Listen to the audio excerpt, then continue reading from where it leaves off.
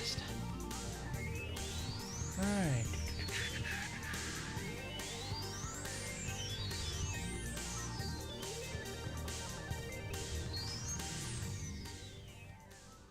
Turn that down.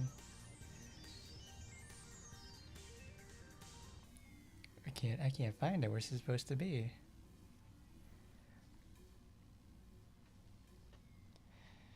It's not next. There it is.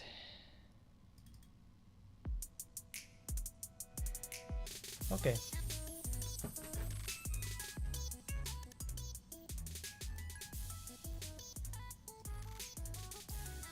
What's happening, everybody? It's your boy Hardcorn, and we're back today with even more action Taimanin. Today we've got a very special edition that we're going to be looking over in our live showcase today. It's Foxy Grandma herself. She has arrived. We've made time for her, and we've certainly got a lot to go over with her. We've got other stuff with anniversary that's coming up as well. We've got to go over that. But most importantly, we've got to show off what Foxy Grandma can do. So let's get started. Obviously, of course, I got her Desire costume, and now she's fucking Spider-Man. It's great.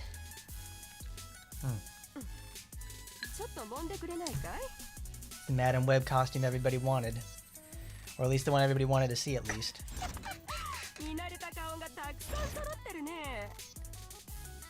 I can't tell you how, I think that yesterday when I was having to do the whole entire video, I left the sound on. I had to record the stuff again twice. And boy, have I heard her say that opening line about 100-something times, and I'm getting kind of tired of it. That's why I really like playing with the sound off. I don't want to hear it there very much. But this is Inage. She's finally in, everybody. It's a dream come true for everyone, and she is absolutely enormous. My goodness. It almost makes you wish Kiara got something like this when she released. Kiara's got you could run a level across that thing and be perfectly flat. She looks like she's got 2 airbags pressed against her chest. It's awesome. But most of all, one thing I wanted to mention though is she is very strange to play at some points, because I can already tell that it's she's extremely versatile. And that's one of her biggest strengths in the first place. But also it's kind of a downfall of her, because she doesn't go specifically into one area. She can do it all.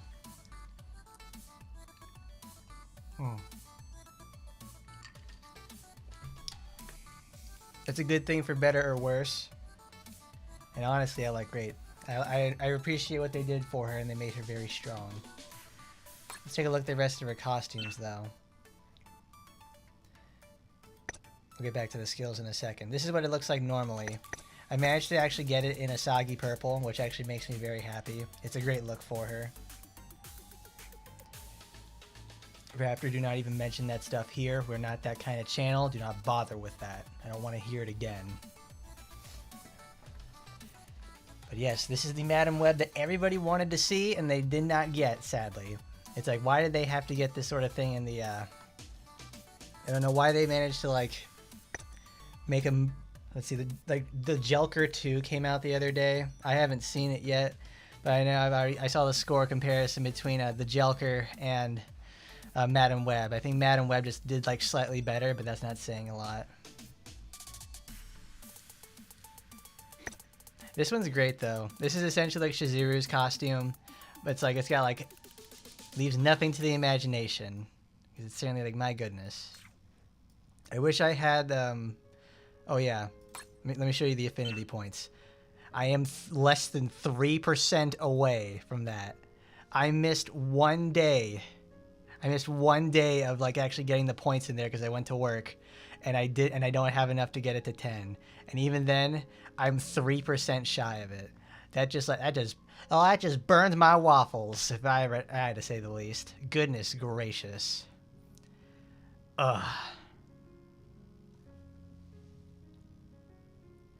Alright, and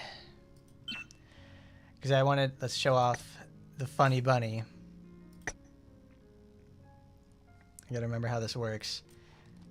because you can use both the controller and this at the same time. Oh, look at that. She's absolutely freaking enormous. This is probably one of those ones where I feel like you'll be trying for hours to actually get the flesh tone, when like the white one is like the one that's probably the best for the most part.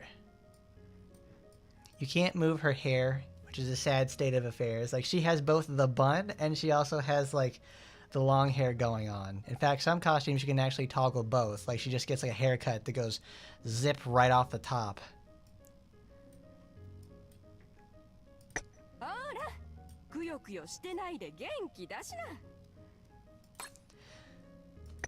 But I did manage to get this. It's like, you know, they have the nice like light blue color. That's pretty good. What I wanted to do was I wanted to get Toki at home. It's like, oh man, bros. It's like, oh, I didn't get Bunny Toki from the Gacha and fucking Blue Archive. Don't worry, I've got Toki at home. She's 70 years older and fills out the rest. Oh. This one's really cool though, because you managed to actually, like, you can toggle the silks part, and it just looks like a regular bikini and anything else like that. Even at the side tie for our friends who like that sort of stuff. I haven't given any special color like that, so I imagine since it got a reflective property, it'll be pretty hard to get black on it. It doesn't look terrible. I think it's the first one of these type of costumes that can actually toggle it in the first place, because I don't think any other costume can do that thus far. And then we got Hot for Teacher Special. You can give her the old lady bun, or you can take it off and she looks like she's about 40 years younger. But is it really saying that much? Is it really making that much of a difference? I look at that stuff. It's like, this is her head right here, and it's like, it's the size of her head. Like, she's got effectively like 3 heads going on right here. It's awesome. You can't change her hair in the way that everybody wants to. Look at the definition on that. Like, I turn it right here and then it's like, boom. It's like you're out here in the Grand Canyon or something. Gotta blow the dust off of that one. I got her in some fall colors. We'll keep it with that. How do you even wrap that much hair into a bun like that? It's like it's vacuum packed in there or something. You can take it off. You can give her long hair. You can change the colors. They call it a bathrobe, but it's like just one of those fluffy towels or something. But this is obviously the one everybody wants to talk about. This one's great because, man, they really went above and beyond, and they just explicitly go out and say, yeah, we're going to put the, yeah, we know you guys like the other stuff, like the other half of the game that we take from. So we're just going to give her the Hermit Octopus setup.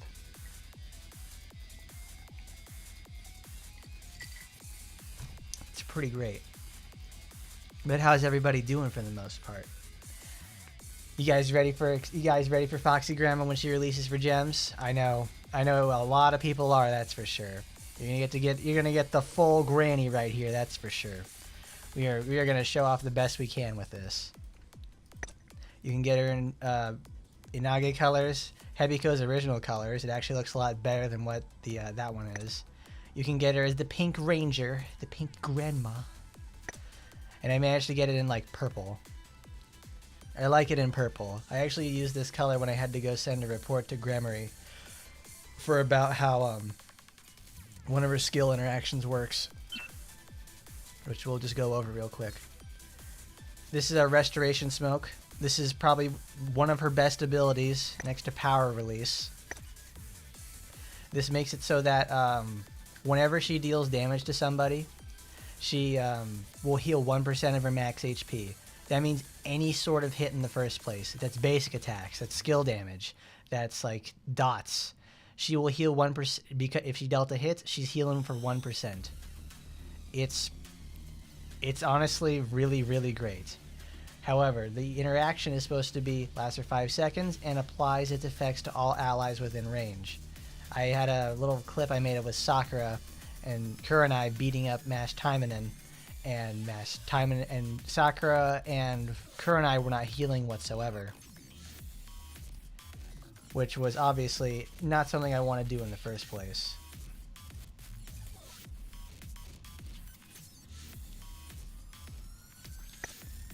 But yes, this is actually an 81 that is 100% worth getting to this as soon as you get her with it. Power release actually, oh my god, this is amazing. I like, as soon as I got this skill, I've never taken it off, because the fact that it gives her super armor makes every skill that she has actually get off in the first place. I can't get enough of this, because it can make her give 30% with green. Then you go over to something like Cheek Clap Special, another 10%. Shadow Blink, you get another 20%. You have to choose between these two, though, because one is a... they both share the same input. So you can get a 20% and a 30% and whatever kind of boost you want. I managed to actually hit my own version of 9 million with that attack with Shitter Shattering Blow, because, man, this thing is insane.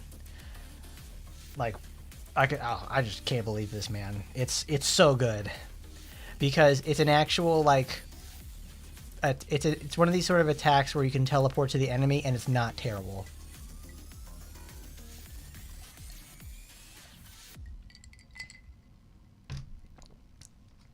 Like, I have that really great part in the video where I show off just using green and floor 100, and I just teleport from the middle of nowhere and then go straight up to black and just demolish the entire wave all at once. I legitimately didn't expect it to happen, but it did. The scaling for this is insane.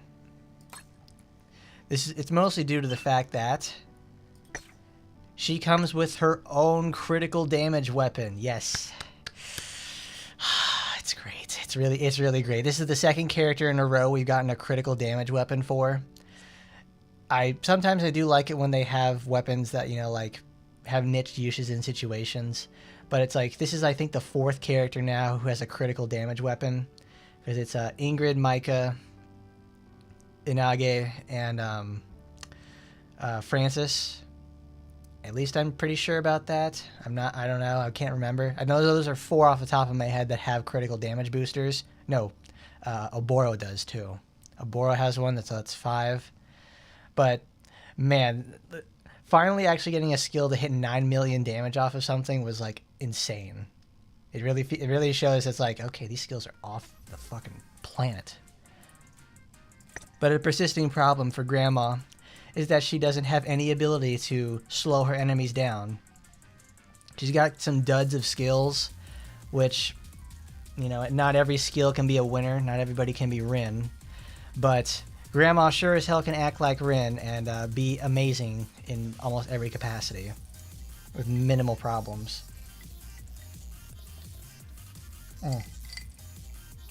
This is great. It really is, because it's like, you get to apply slow on every single hit of a skill you do. Insane stuff. I can't get enough of it. It allows you to essentially play from, like, it lets you play from behind, it lets you play forward, it lets you play a support role. Why not? It's great. Hold on, I gotta actually put the tweet out.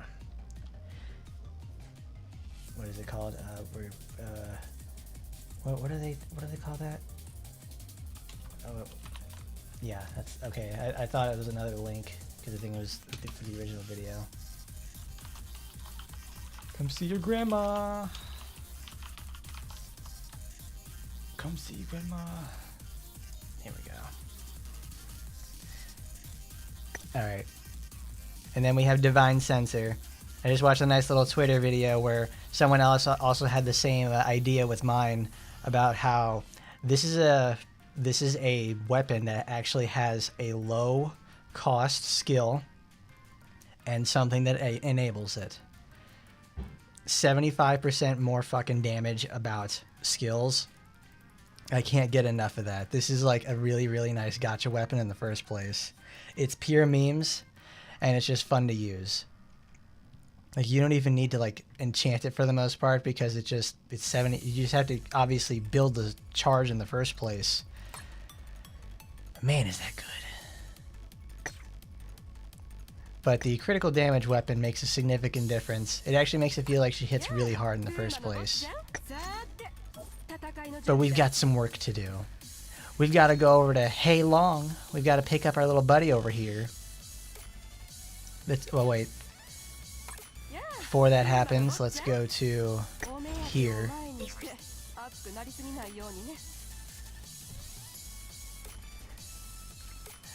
Nanase Mai.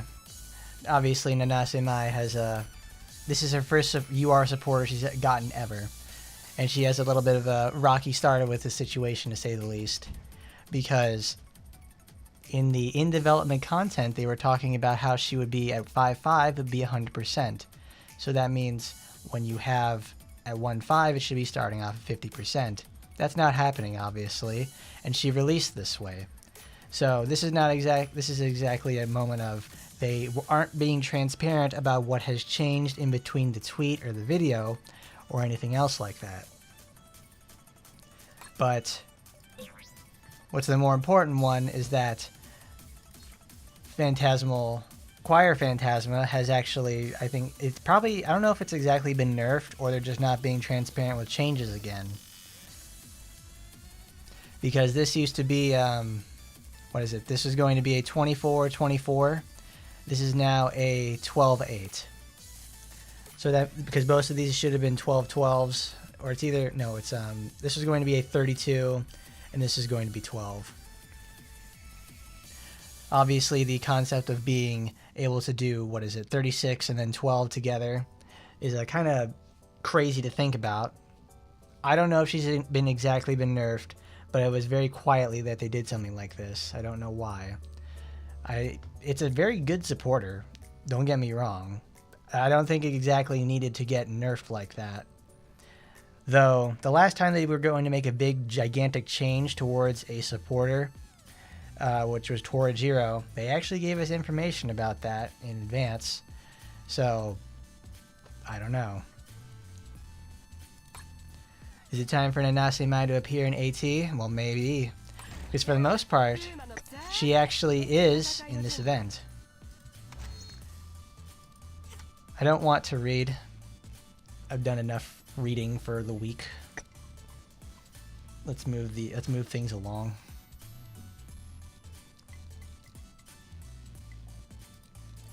Oh,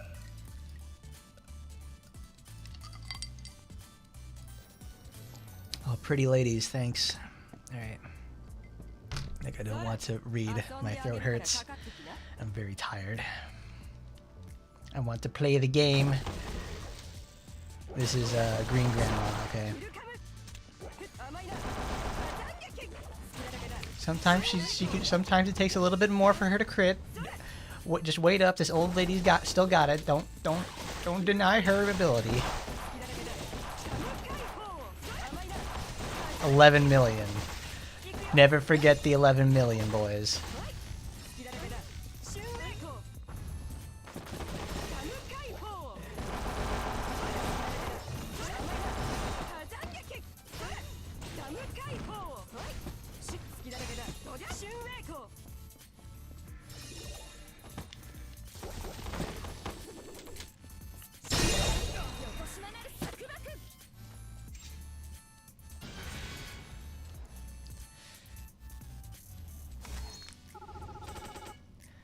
Well, guys, I think you'll be waiting a very long time for you to have for you guys to see the Mary to actually get in the game.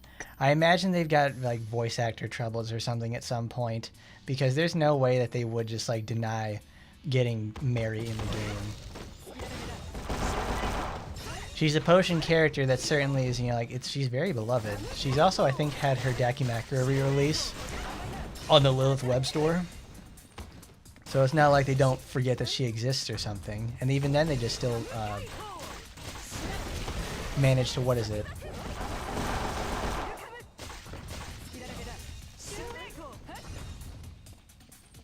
How many pills is she taking to open up her thyroid? Well, it's a Saturday night, so she had to take a little bit of a Gaviscon as well to relieve her heartburn from when she had dinner this evening.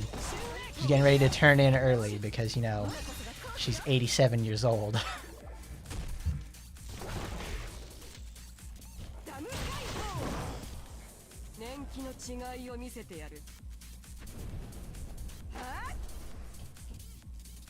Oh, I got thyroid problems. It's glandular. It's glandular. It hurts. It hurts. The doctor told me to stop smoking, so I smoked his ass.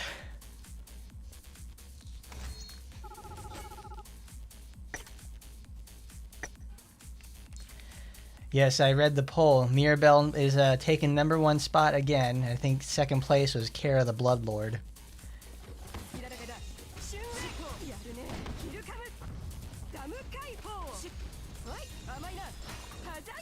10 million. Taste the meat, not the heat. She's so very fluid. That's what I really like about her. Like, you can just go balls out and just go totally crazy with her, because like she almost encourages a level of recklessness because of Restoration Smoke and Power Release together. Mirabelle is actually, she uses a hard suit, like, you know, like the enemies like we have later on in the game that have the chain gun and the ammo pack on their back that use like a very like expensive and powerful robot suit. Oh look, it's the guy from Taimanin Natsu 2. See you later, dude. Are those the bioweapons? No, please, please God, don't tell me that we're getting those little assholes in there too.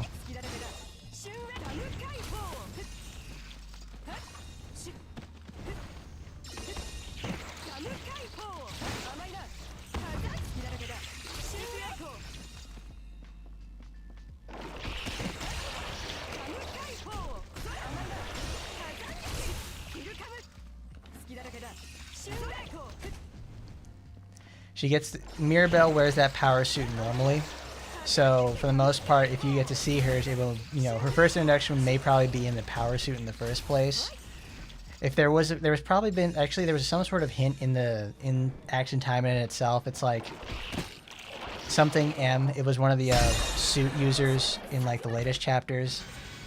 Your guess is as good as mine if that's actually Mirabelle in the first place.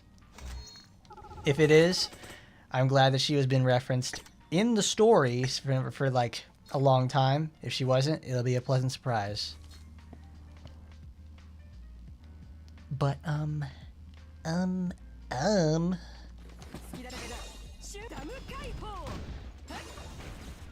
boy, I think I've heard her say Damu Kaiho for like 500 times in the last week.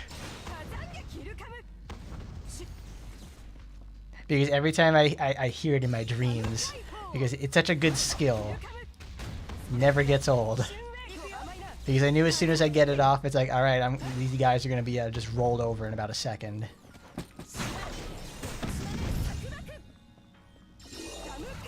Kaoru would be actually a very good addition to this, since, you know, she's been in the game since the very beginning, and Fuma Amane as well. Because both of them are supporters, and Amane actually has the rival costume with Saika. Oh, this is cool.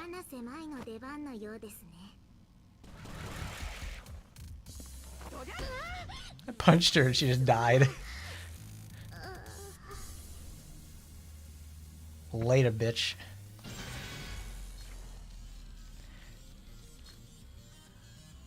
Oh, cool.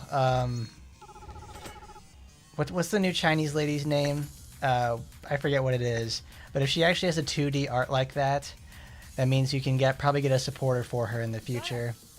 Waste a pretty lady to be a playable, right? They would never do that.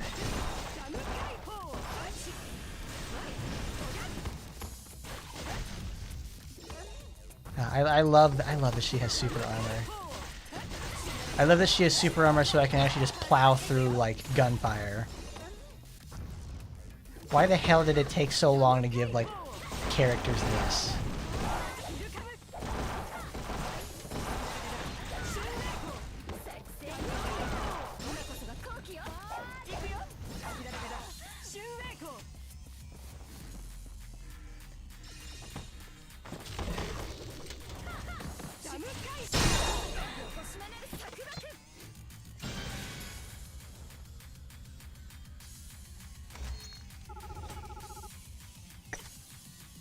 Bro, Master Roshi's still got it going on. Like, you see, bro's working out 25-8. He's be looking like that every single time. It's like, there's no way that he can't still hit her up like that. Let's get rid of Restoration, because I actually don't need Restoration. No, Restoration is for, that. Do Smoke Cloud.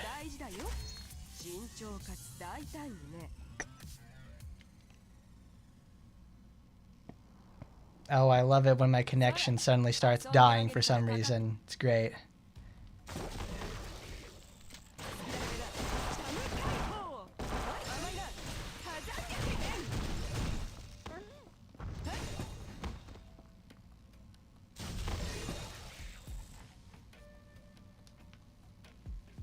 Oh, I love it. It's like, that's great. It's like they go into 2 bars and dropping frames left and right.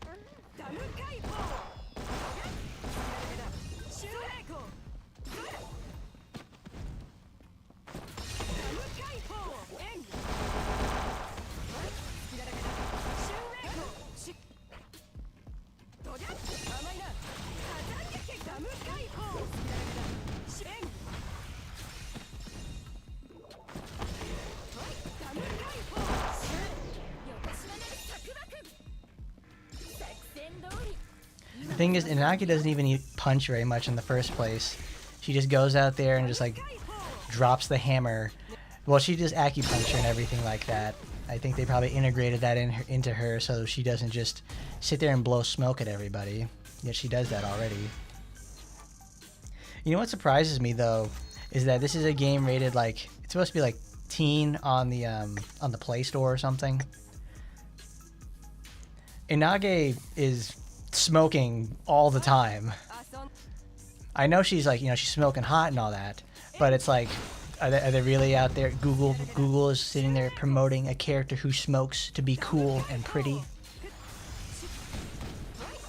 Because goddamn, it's like here in America, you actually can't even buy cigarettes until you're like 21 now in the first place. I think that mandate went into effect like 2 years ago, I think. So now I can actually say like, oh, back in my day, you could still buy cigarettes at 18. You could be as cool as Inage while you're still in high school.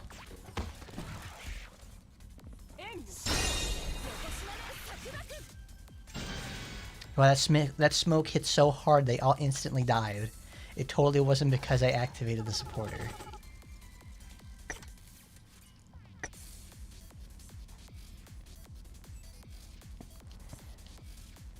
Inage does have the problem where she'll get overwhelmed on something, which is kind of annoying to say the least.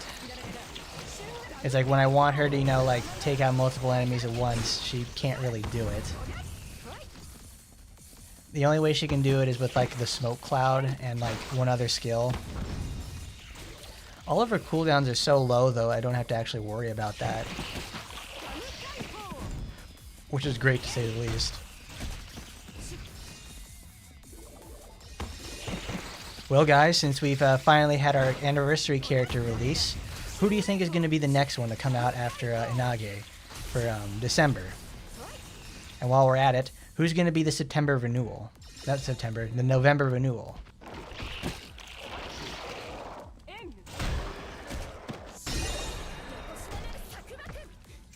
No, Inage has 2 very strong forms of healing. In fact,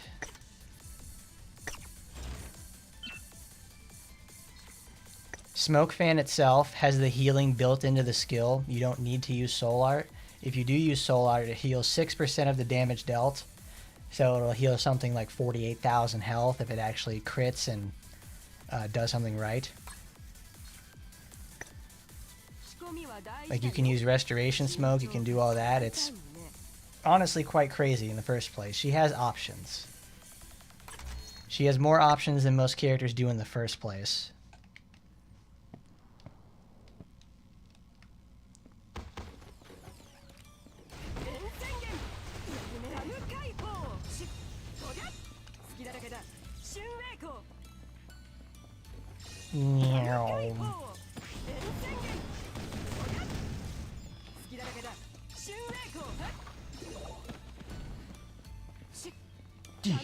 Duh.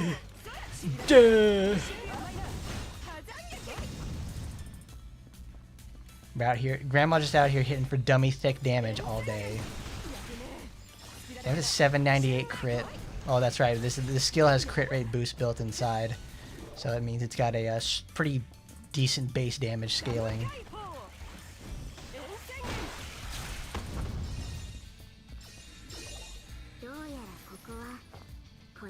I love that she just flies in with a magic carpet. It's so stupid. It's like, you know what? We're just gonna have her come in on magic carpet. What is that supposed to do? It's like, what does that contribute for the character? It's cool. Yeah, and Natsu Inage is probably going to be a playable at some point because she's already got the high gloss effect applied to her costume, and she's very, very detailed. I would have never expected Natsu Inage to be playable because, well, she's an SR from day one and is barely ever referenced in the story for the most part. But I mean, also, Francis has never been mentioned at all, and we have her in the game. So, who am I to say then?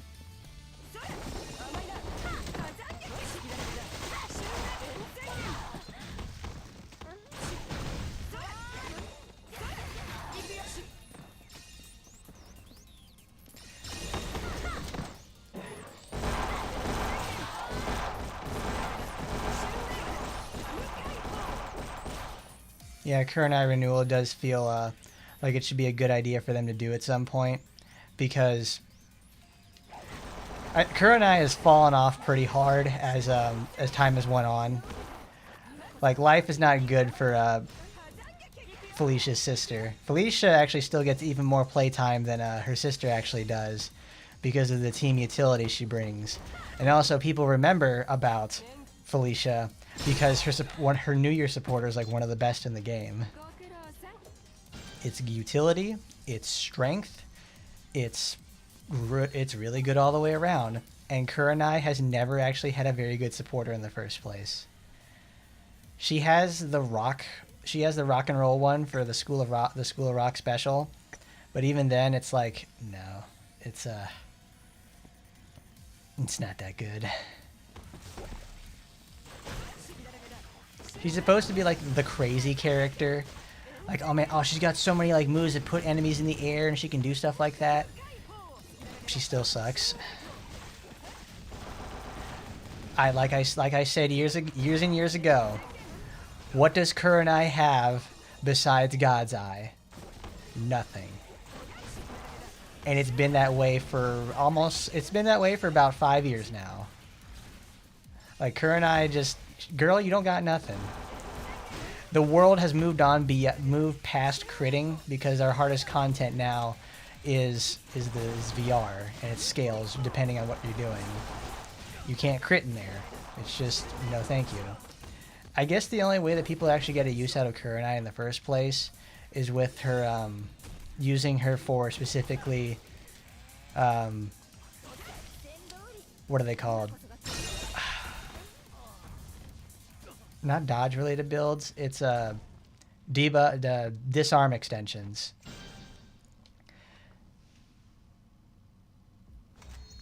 Like when you're doing disarm extensions and doing all that, yeah, she's good for it because she hits super quickly. But Nagi does it better. And Nagi can sustain it all the way by herself.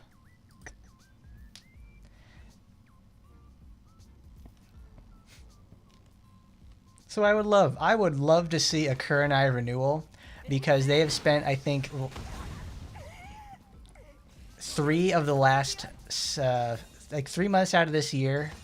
No, and actually like the last year, like we've gotten the Kurenai School of Rock. We've had her package and supporter renewal. Her pack, like the Divine Armor has been reran. The costume, the supporter, the weapon, that's been done for the 3rd time now. All that, there's some other stuff I'm probably forgetting.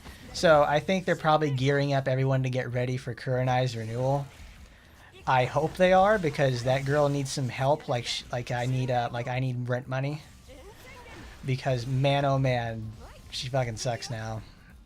She was mediocre in the past, and once you get past the critical damage thing, she just doesn't do anything for you.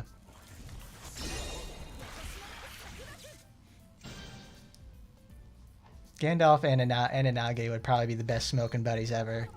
Like, remember the scene in Lord of the Rings where... Wow, I'm forgetting his name. It's, they're sitting over there in, like, the Shire, and I think, like, Gandalf and what's-his-face are smoking together. And, like, they're blowing smoke rings, and then Gandalf just out there just straight up shows him up by making a smoke ship. And just, like, one-upping him on that one. I bet Inage would do something like that where she has, like, animated smoke and everything. Because she's magical that way. Also, I really like that, the Sayuri and Jasmine, comparison from Senran Kagura is also one of my favorites because, fucking shit, he knocked right into her. We need to actually get the buff up. Because Inage, because Jasmine also uses her pipe, integrates her pipe into her attacks, uses the smoke properties as well. So it's just, I like it when characters do that. It's fun. I like it when they have like more than one thing that integrates their playstyle into something else. Hebiko's like a really good example of that too.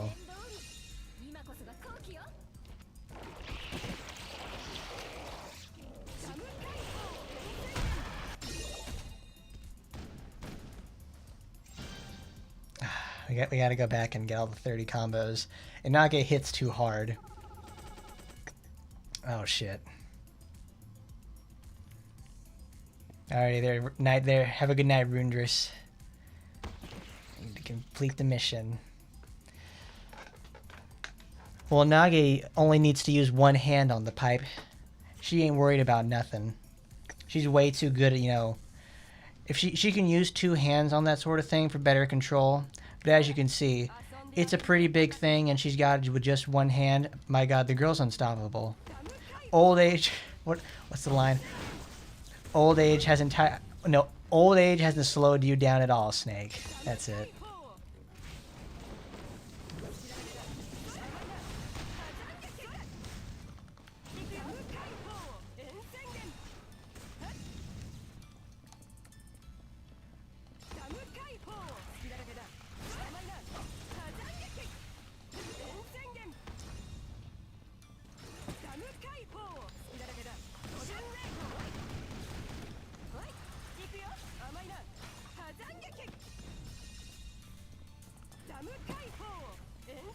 Damn it.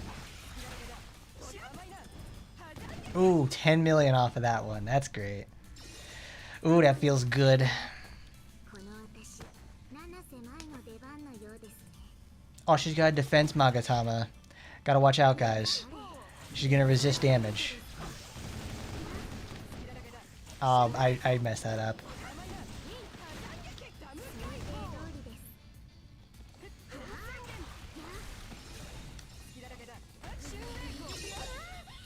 Yay! She's got a big forehead, I can already tell. Alright, now we gotta get 30 combos.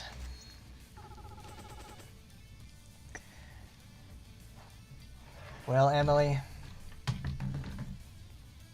you found your way back to the battlefield again. Because Grandma is literally too strong.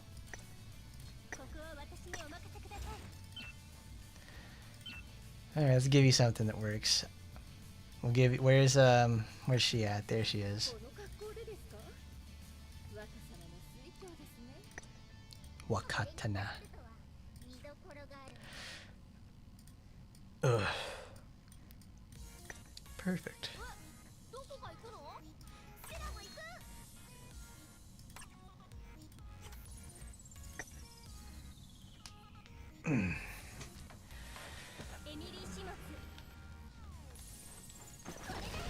But for the most part, characters having like criticals as their main offensive stat is like one of the more annoying aspects. It's like I just really hate that it like the VR had decreased the ability for critical's ability above like floor 30, because after like floor 30 and above, is where you actually get the nice efficiency of time spent and coins gained. So I don't sit there for like 45 minutes and just like have to like constantly play the missions at low levels to get coins.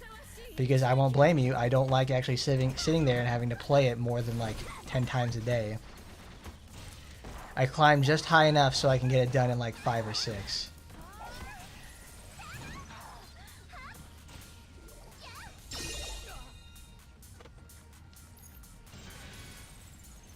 Like, Sakura has a utility with, like, snare and everything to hold enemies still.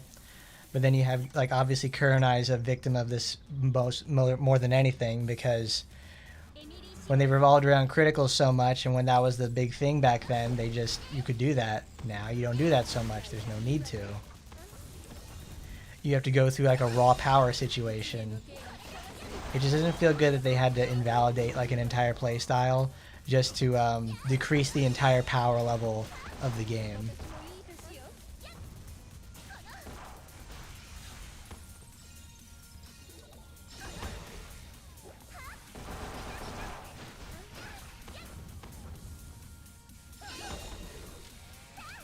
Do they traditionally like to drop OC characters in December?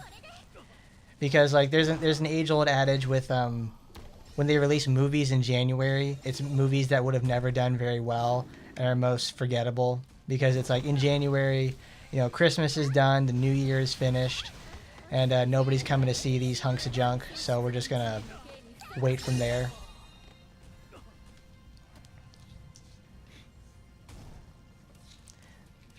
Because obviously they released their they released, I think, what is it? Last year they had Spinel. Yeah, Spinel released at Christmas. The year before that, it was Nagi. Before that, though, it was Shizuru, which is a legacy character. But I imagine they're going to probably just keep releasing their OCs in December.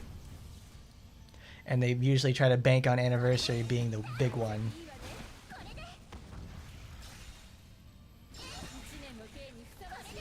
I think Nagi's the only character I haven't covered in the first place, in some capacity. Well, and also Yukikaze as well, but I don't bother with her.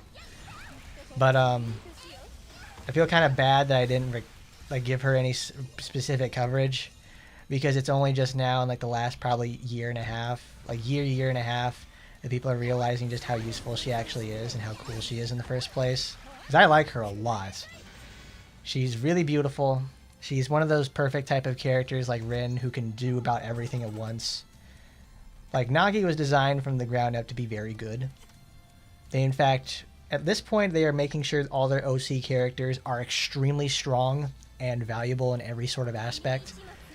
Like, obviously, this year's big OC releases are Spinel and Lapis. Everybody loves Lapis. She's absolutely crazy, because everybody loves Big Thick Mommy, who's a Big Thick Demon Mommy who actually is meta too.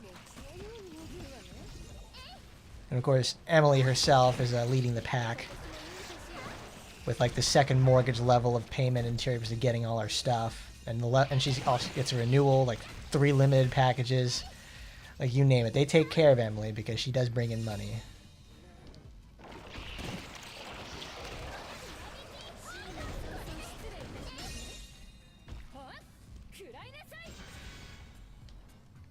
See, the thing is, like, Rin was released, like, earlier that same year. I really wish they did more with, her and Rin, that they were the first characters to share weapons. I really wish they did, like, you know, this is one of the things I wish they would have done in the first place, is, Taimagogo has a 4-coma that they have, like, you know, they have certain events or try to promote a character or the various interactions between the girls, because it gives them a level of characterization.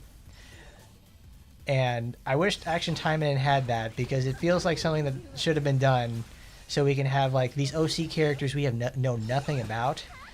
They can be they can have a playful and fun interaction in a controlled setting, so you can first get introduced to them.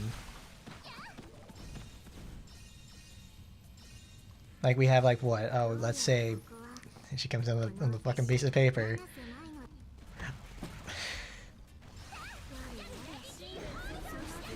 Like you just have Rin and oh, that's right. She has healing.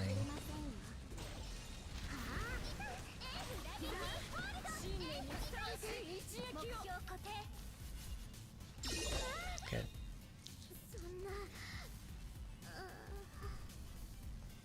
Like you have Rin and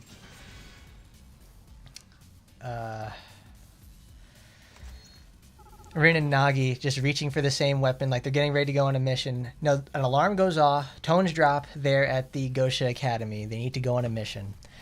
Nagi and Rin go to reach for weapons, and they, they both grab one at the same time, or they have mismatched swords, and they wonder why their stuff is mismatched in the first place. And it's like, and they see each other, they both grab their different weapons, they laugh it off, and they trade weapons with each other. That would be like the perfect way to show that, one, they share weapons, and two, they are both active duty Taimanins. It's great. You get that you can do that in 4 panels, almost no words at all. That's what you call storytelling. Look at that, Grammarly. I'm available. Give me a $50,000 salary, and I'll be right over there, please.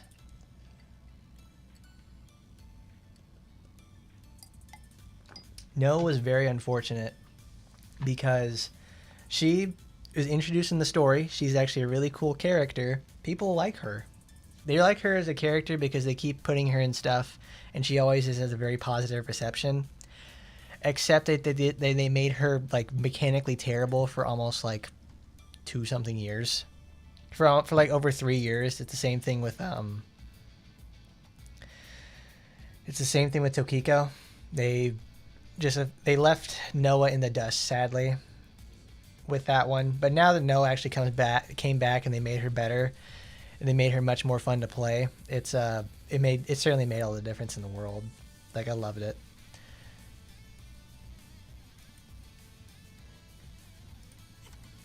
Thank you, Emily, for getting our 30 hit count again. Makes life really easy for me, to say the least. But now we're back. And we can go get Foxy Grandma to do what she does best, and that's beating the crap out of everybody that gets in her way. Nagi's exclusive package is also, I think, what is it? The supporter is,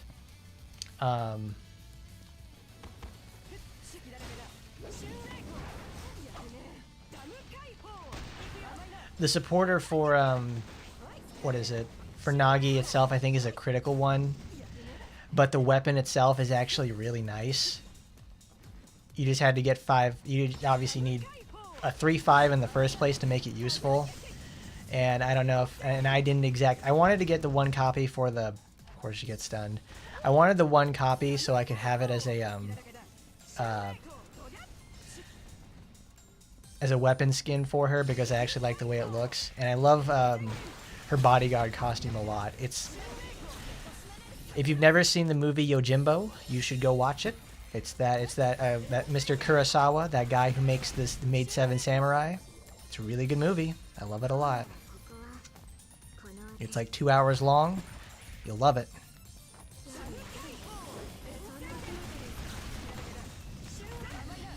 Stab. Utter to me what you think the ideal is. Nagi is also very good for 30 combos because she has a piercing weapon, she fires them really fast, and she also has a double strike. She's in general a really good, solid character. I love me some Nagi. I use her every time that I play Human VR when facing Mass Taimanin, because she is the single best character next to Rin for applying... for keeping the stacks of disarm up.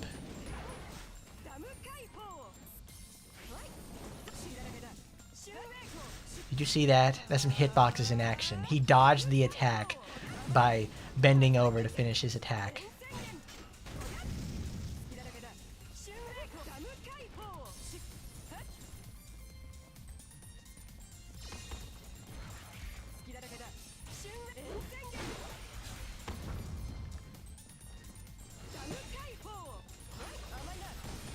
I hate that you can't actually, like, you preemptively use power release unless enemies are in the area.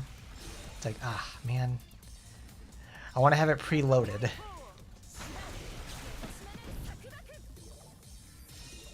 Alright, what you do is, since we have a teleport ability that goes to the furthest one, the boss is going to stand still and taunt. So what you do, you bait out the enemies, go there, do that. It's the best, it's the single best way to like play green with her, because you get the stall with power release, gets just enough enemies to pull to make the boss the furthest object, zoom on over there, instantly kill them.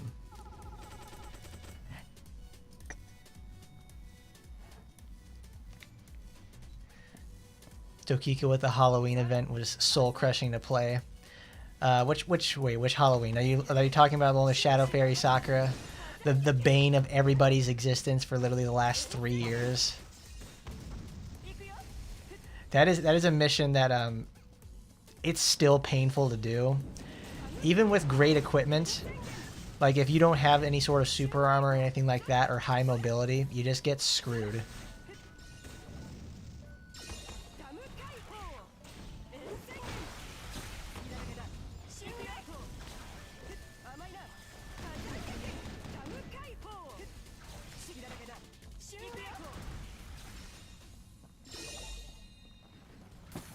Not to mention also that, I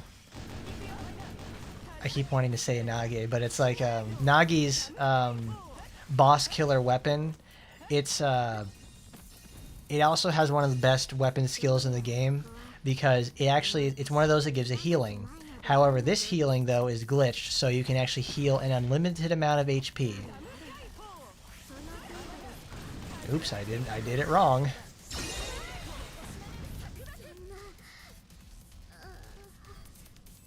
Like, oops, I did it wrong.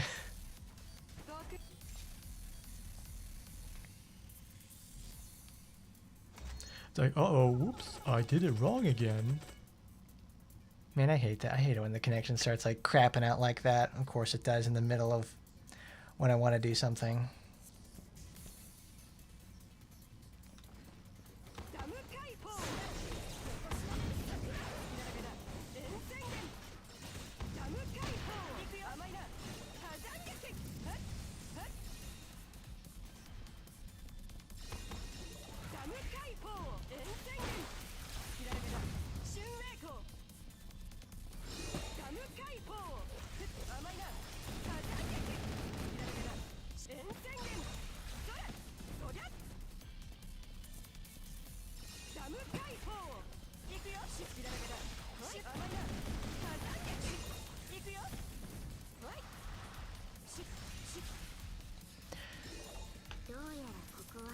Alright, let's see if we can get this right. Do the stall. There we go.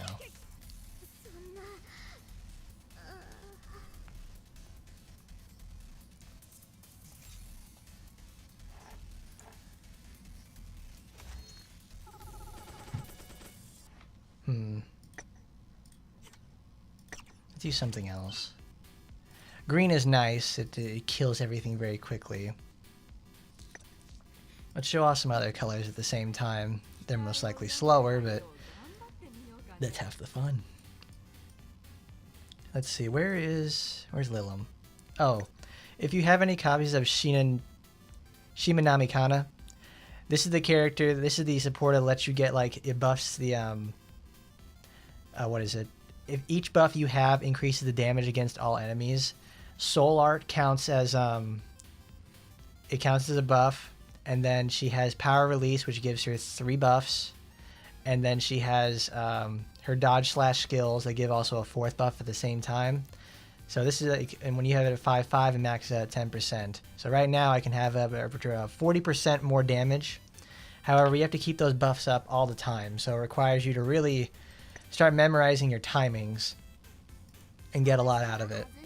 So what you can do, obviously, is just go use good old Lilim right there.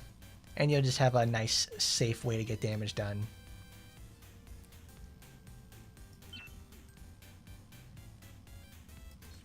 Oh, that's right. Power Release requires 3 of the same to get any sort of benefit out of it. You don't actually have to use Power Release specifically with the the 3 set.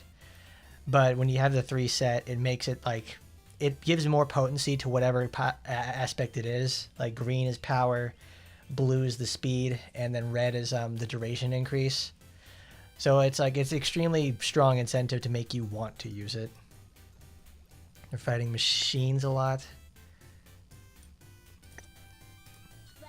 Let's go nuclear. Let's get restoration smoke.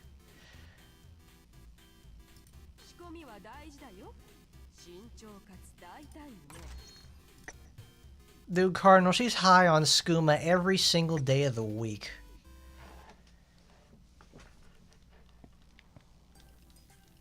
That would be like a dream come true. We get Inage and then Snoop Dogg having a smoke off.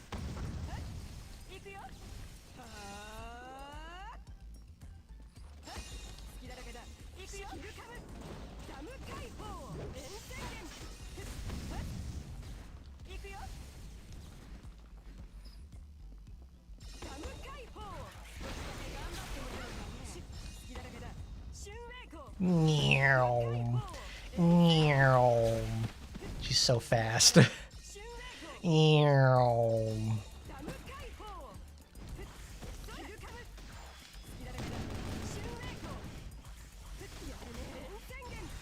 Oh, I got restoration smoke instead of the AoE one.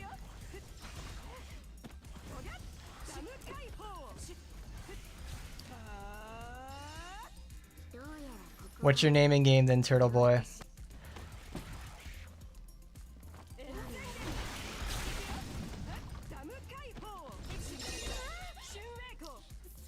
No, we have our own club. It's Grandma's Boys.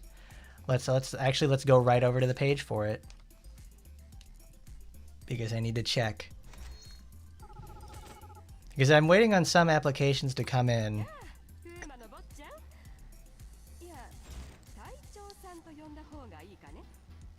Alright, there you go.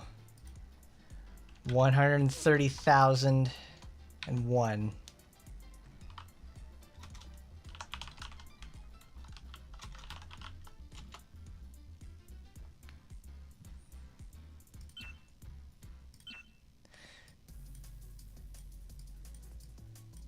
I don't see you. Do you think it's like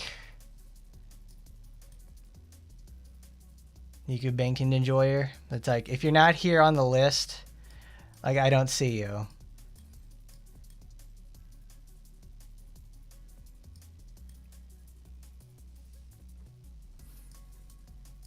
Oh yeah, guys, if you've never seen the movie Grandma's Boy, you should probably go see that. Because obviously, you know, this is the Team Inage over here, but Grandma's Boy is a really funny movie. I like that's a really fun one.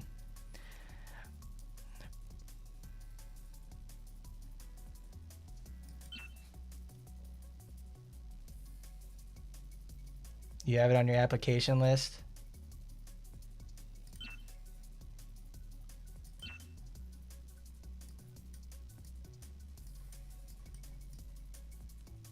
Well, I just now I just got another application, so I have to get rid of some people.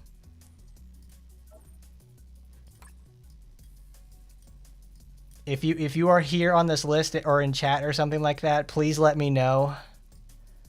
Cause it's like I have to like cull the list.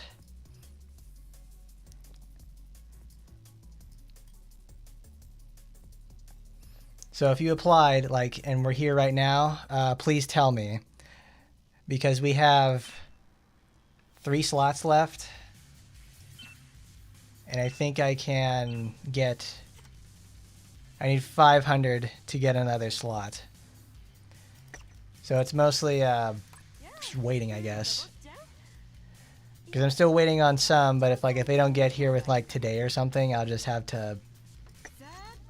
fill in the slots.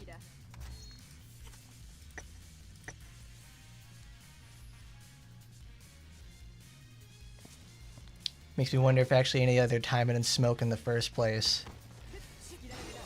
Because for the most part, I think Phantasma is the only... Not Phantasma, but Inage is the only character we actually ever see smoking. She's the only woman we actually see smoking. The men smoke.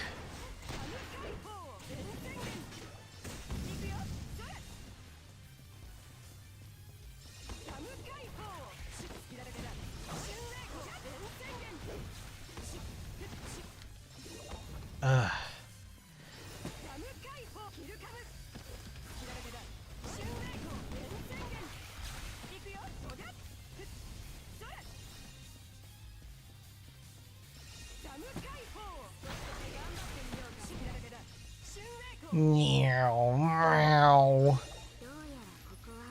Doya, doya.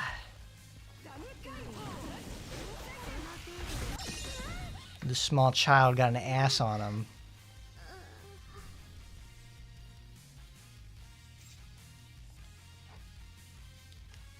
It's not like I have a very hard time finding people for the slots. It's just that like I don't know who some of you guys are. It's like if you guys want to get in, it's like I gotta know.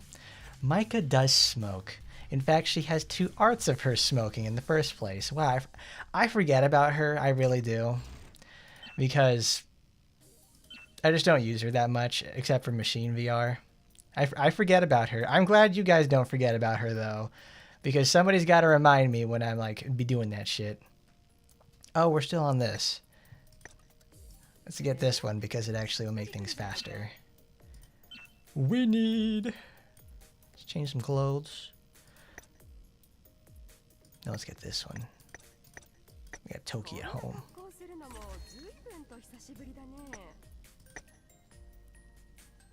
Which one of you has made that post about how, like, I think it was like at the beginning of this year, how they made like a meme about how like this is the lady you helped across the street or something, and it got like 5,000 likes on Twitter or something. That was great. That honestly, that got Inage into everybody's consciousness, and I was really happy about that. I was like, oh, that is gold. That is 100% gold right there. That's like your pinned tweet for life. Because I saw that when it was posted. I was like, I like that. That was funny.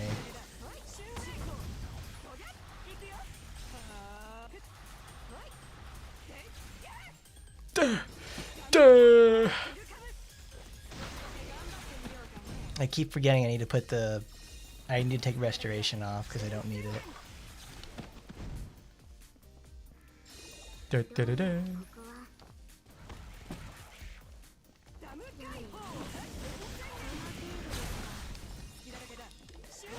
No, no, no, no, no, no, no. Oh, you fucking bitch.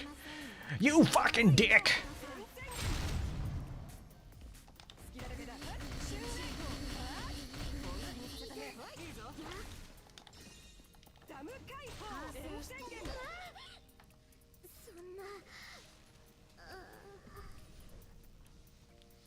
They gave her lingerie a single removable part and a free skin tone. Oh, they know. They know how hard it is. They made it a permanent edition, so you don't have to keep hunting and pecking for the actually good one. Oh, I love it. I love it when the game just suddenly hangs up for some reason. We don't need restoration. We need the pack cloud. We need that mad pack she's got to be hitting. Call that shit orc massage from the way it be grabbing and squeezing you.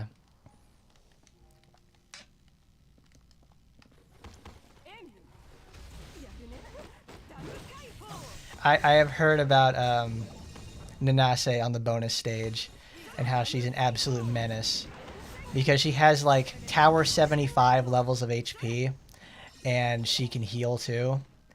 So it's a very hard DPS check. That is traditionally how most of these go when they're when they're enemies like this that they heal. And now it's actually an enemy who's dangerous and can heal that much.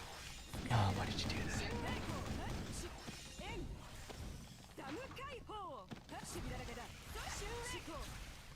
Also, I like her neutral dodge a lot.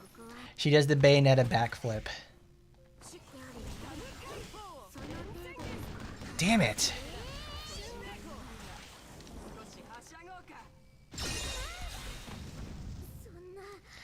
Does Ingrid smoke? Does she really do that? I never knew if she did or not. There's never any art of her smoking, or I can't remember any time in the story that we see her smoking. Please, let me know if Ingrid's out here smoking a pack of Reds a day for the last 400 years or however old she is.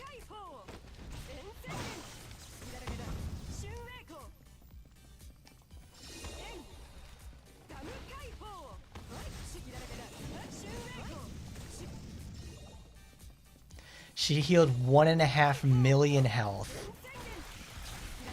That's honestly, that's on bonus 1 too. Because I saw on bonus 3 that she is able to heal, like, she has like 4,000 HP bars, which I think is the equivalent of like 3 million health. Either way, it's pretty nuts. And it makes her a very dangerous opponent.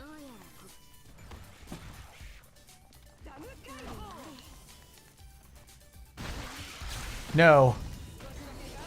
Fuck.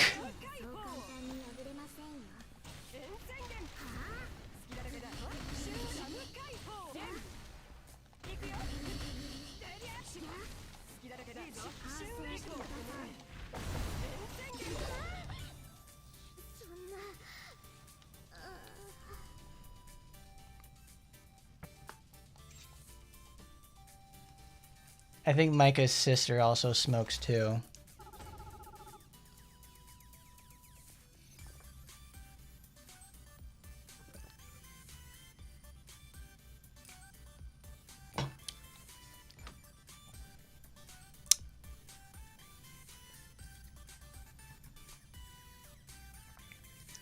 I want to put on for that. No, we're not going to use Deadly Premonition.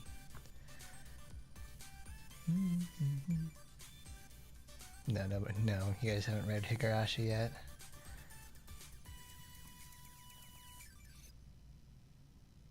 Sure, we'll use my friend Pedro. That'll be fine.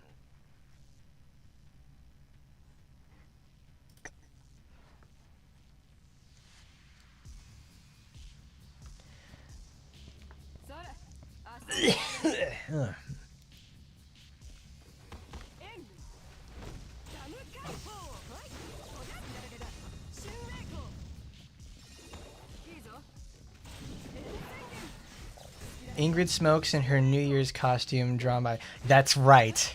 That's right, she does. In fact, that's been... No way, because that's been my wallpaper for like the last 7 years, like the last 8 years. Oh my god, you're right. Bro, if we had face cam, I'd show you this, but it's like... My background is the New Year Ingrid from like, I think 2012. And I never noticed the pipe. I never have. Ain't no way. Ain't no possible way that this has been happening, and I never noticed. It's been hiding in plain sight. This is amazing. So many of these girls out here just like token up like nobody's business. I swear these girls will go to a head shop for more than one reason. But at least I know that those girls are actually going there to buy some pack or like get some new paper or whatever. Fuck, come on.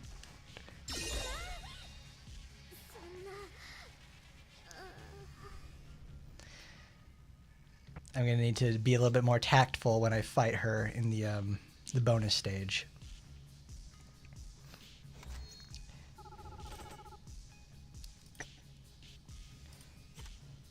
I have that costume for Ingrid too. Well, we actually have her new costume. I wanted to show. Well, hold on. Let's take a detour to Miss Ingrid. Hello, Ingrid. We're back. Oh my god, it's in there too. Insane. Insane. I can hardly believe it. Like, my goodness. It's like, no way. This can't be. There it is, Autumn Night. Can't believe it. You can give her normal haircut. You can give her the ponytail. You can give her the sick-ass braid that only, like, one other costume has for her. Does it have it? No, it does. I thought this one did. Her Nights into Dreams outfit. Ah, this is what I was thinking of. Secret Gift. It's the first one that introduces the braid.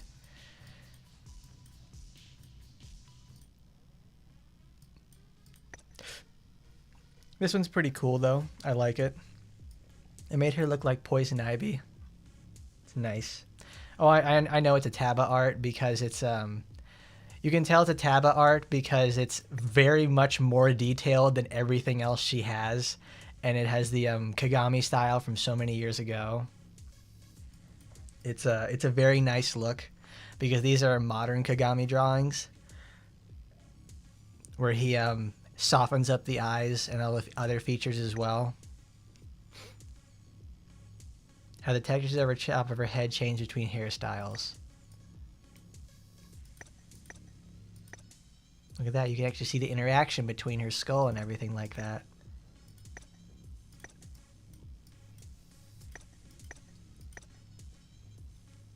It's not like they actually just pinned it to the back of her head. It actually has an interaction.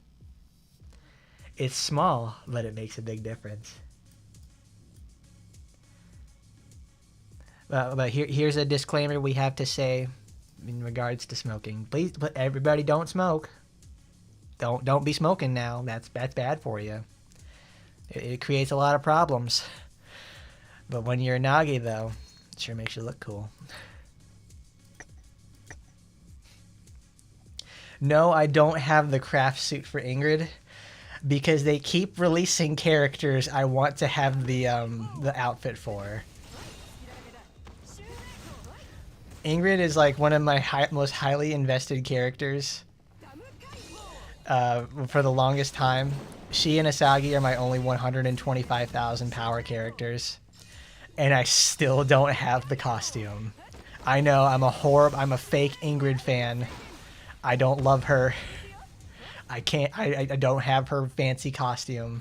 It sucks, I know. And it's not like I forget about Ingrid or anything like that. I use her quite a lot, actually. She's one of my most used characters next to like Asagi, Phantasma, Astaroth, and Eleanor. Eleanor is slowly becoming one of my most used characters because she's... Damn, she's good. Her and Phantasma are like... are just great. Because like Eleanor is a character, I'm like, yes, we're getting the friend costume for you. And then Phantasma has a costume, like, yes, I'm getting that one for you too. They just keep doing that. They keep releasing characters I like, and then I need to get all the costumes for them. Or almost all the costumes for them. It's hard sometimes. It's a little difficult. It's fucking expensive. That's what it is. Drugs are bad, okay? Okay, everybody, that's bad. Color 2 does have ripped leggings. Oh, that's cool. Hold on. Fuck, come on. Grandma, you gotta activate it.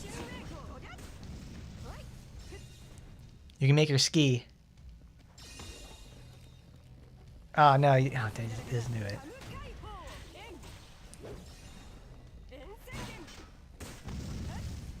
It's a little animation thing you can do. It's like because they have, like some characters when they run, they have the animation of their like arms like jutting forward in an opposite direction.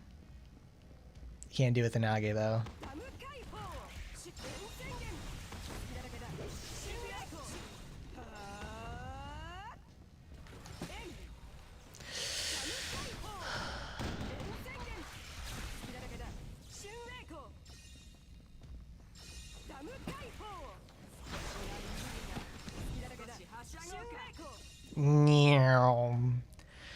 I just love how fast she is. It's like, girl, you didn't have to make her that fast, but you did. You did.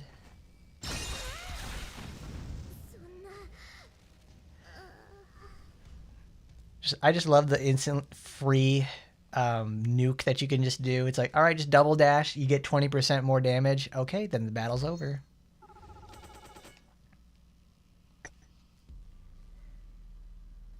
Like I brought great shame to Ingrid. I don't have all of her costumes. No, I don't have her crafted costume. I have everything else though. I don't even have her supporter, limited supporter. I don't even actually have corporate warrior Ingrid in the first place because I didn't like how it worked. The ad hoc weapon though is nice.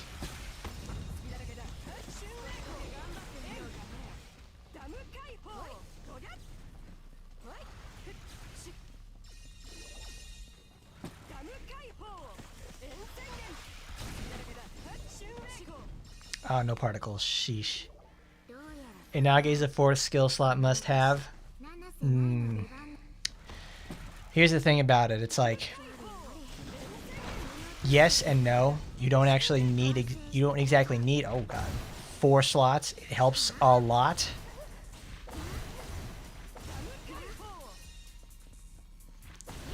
Ugh, come on. No, you activated your stinking healing, you stinking fucking cunt.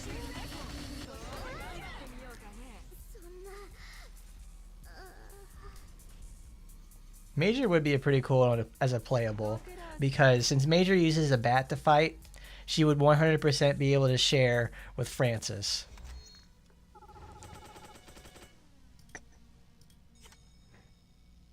We got all talking about Ingrid, I didn't even show this off. So she has, this is her custom color. This is what it looks like normally. It's pretty cool since it looks similar to her normal outfit with the cutouts and everything like that. Matches somewhat towards Corporate Warrior. You can give her the braid, you can take that off, you can take the horns off and the other aspects. She's even got the suck-a-butt tail too. She looks like a Morgan Ainsland situation. Except, no, Morgan doesn't braid her hair, whatever. With 2, you can get ripped. You can rip her. You can rip into her. That's for sure. She has a red tone that matches her hair, and the stockings match too. Very nice. 3, you get to make her look like the toothpaste warrior. She's gonna be Captain Novolin out there. So if you got diabetes because she's so cute, well there you go. That's your thing. And then you have like, since this is a metallic texture, it makes it very hard to get an actually good color for it. But I don't know. I got the poison ivy situation.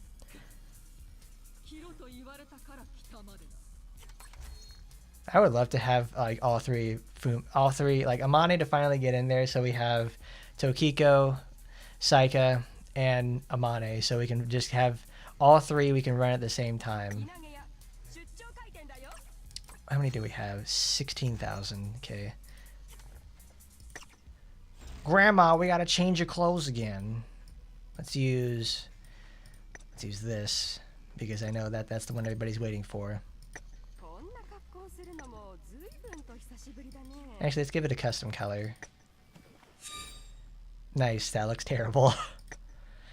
Alright, that's,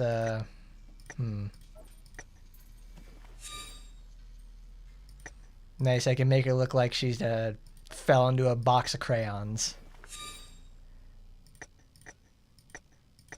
There aren't really a lot of good choices you can do for this. The base color is actually quite good. You'd have to probably like roll for black on this or something, or just really dark colors.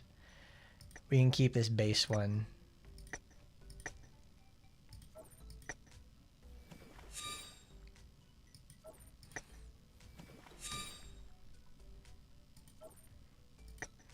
Someone should mod in those paper cranes to make them into like to rubber ducks.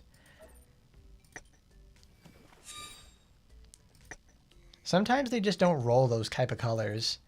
Like it's very rare to see black, like explicitly black or white, or gold in a non-metallic texture. So you gotta like, oh, it's the Joker, baby.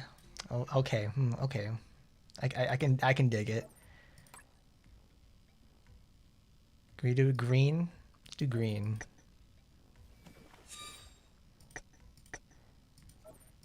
Because it's got this silky texture. Oh yeah, actually no, let's get red. We can do that. It's nice. It's a skin texture, but the one that they give us default is much better. That flesh tone is way better. Because I don't know if you guys have ever noticed, but when you have the colors and how they're graded is not the same as like when you like the default color for this, and then when you have the default color when you roll for on these, it is shaded differently. So I don't know if they have a different way it's rendered or something, or it's not selectable in the same gamut. It's probably like a different level. It's probably just like slightly off from what we can choose on these, which makes it kind of bad.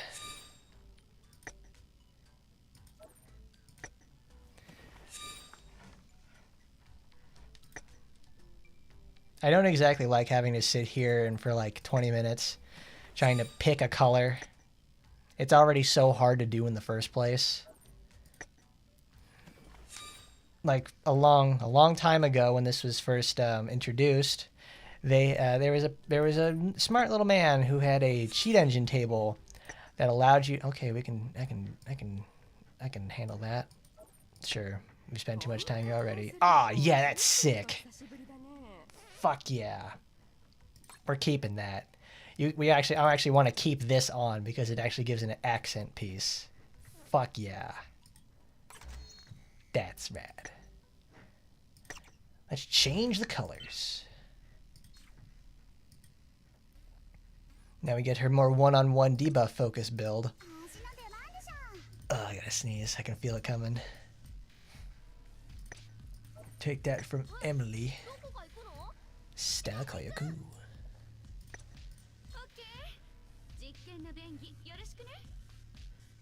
Does she do a nuke? Yes. It's 1 minute, so I only get it one time. Dante. You can only get it one time, Dante.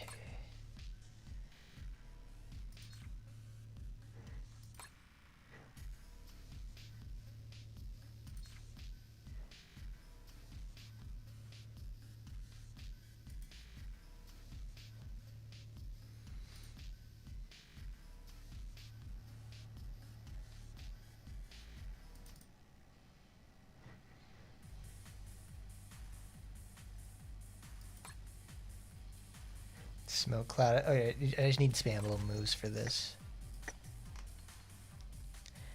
Well, cheat engine is the program that most other players use to speed up something or make themselves invincible so they can or instantly kill enemies so they can get weird ass times in arena or time attack. It's it's real. It's 100% real. It's people use it every day. Because there is no goddamn way you were able to get a 1 second clear on VR 100. That's not possible.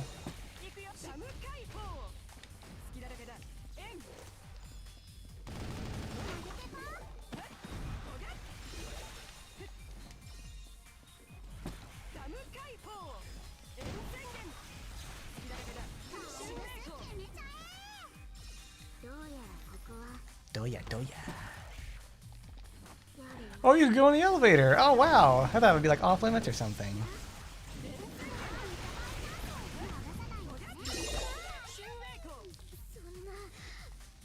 It was a cheat engine table to where you could show what's it called?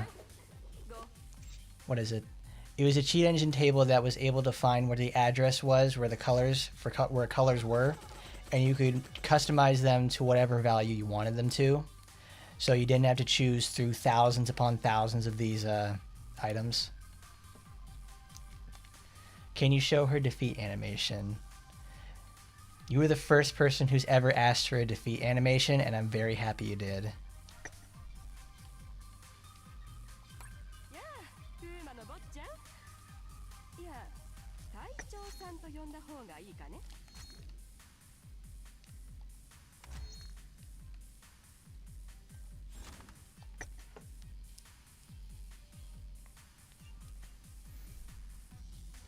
Because I will gladly show that off.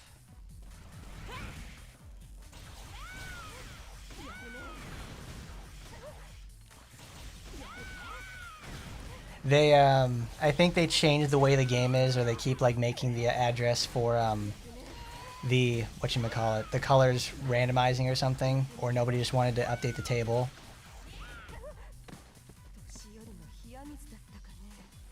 Probably nobody wanted to update the table for this game, so it's you can't actually, so you could probably still, if you had a concerned effort, go find the addresses again and finish the job. So you don't have to sit there and spend thousands of dies to find colors you want.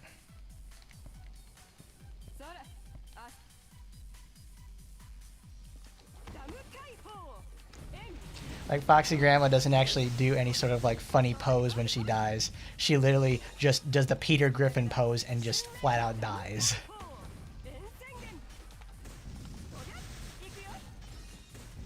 Grandma may be thick in every aspect in way, shape, or form, but she is she knows not to throw it back when she doesn't need to. She's a Taimanin first and a pretty woman second.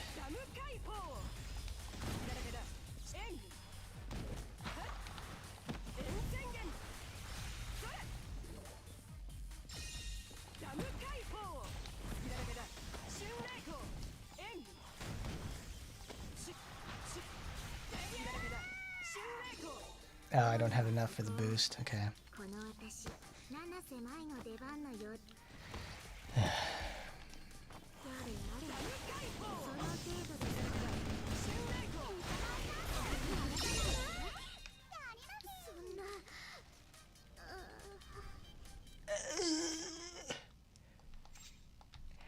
Anakin, Annie, please.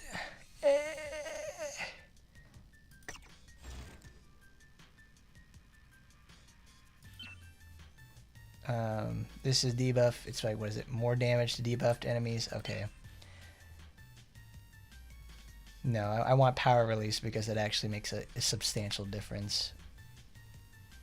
What's the cooldown for Smoke Fan? 12 versus 14. Yeah, we could actually handle this. We'll get more damage out of it.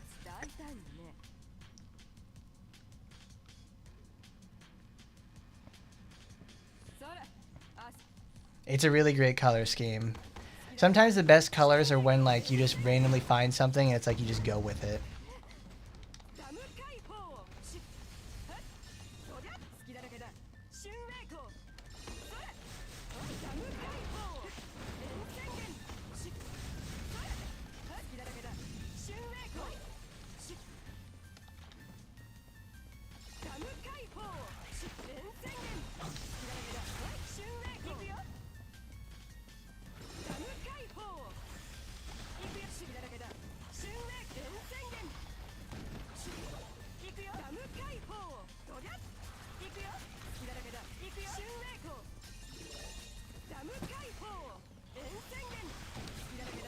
What character would be the three past, Francis or Phantasma? Phantasma. I'm not gonna lie to you on that one. It's like, oh dude, she's so pretty. It's like, Francis is so pretty and cool. It's like, yeah, she's very pretty and son of a bitch. She's very pretty, super cool character. Doesn't play very well. God damn, you fucking bitch. Girl, you're gonna get a brick to the head from this, I swear.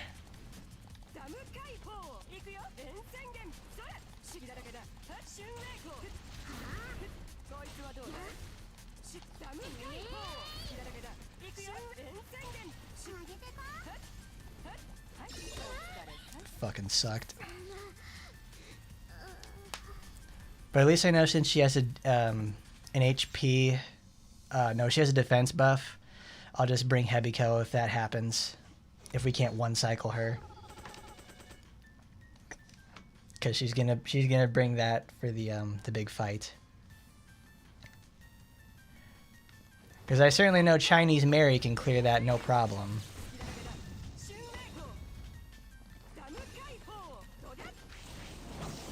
It's like no more heroes. We're in a backlot area. And we're fighting people.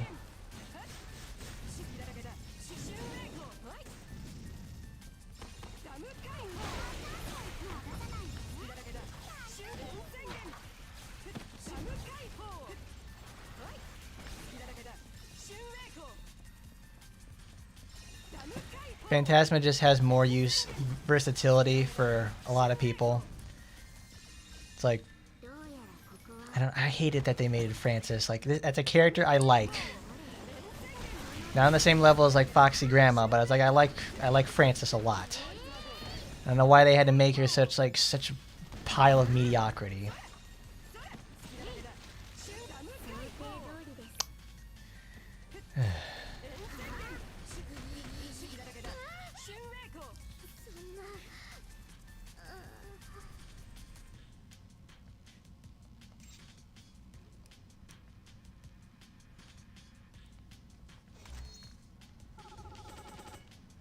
Because what is it? Like Francis was just released right before Inage, And you know, Inage herself, like, oh, she's great and everything like that. Francis, like, in like, what is it? Inage has her own gimmick with soul art. It's great. It's a great skill because it's a consumable. It's what I really wish Francis had something like this, because the automation for what the tipsy stacks do, and that the fact you have to invest an entire skill slot just for that, and even then it's still mediocre. She should have had a passive like this, like what Inage has, where you have a consumable resource and just generates it over time. But God, it didn't need to be this annoying. It didn't need to be annoying to use.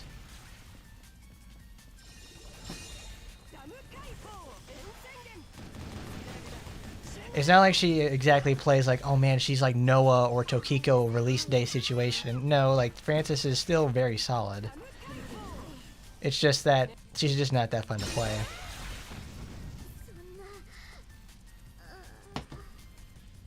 And honestly, that's like the worst thing you can do to a character, is just not making them fun to play.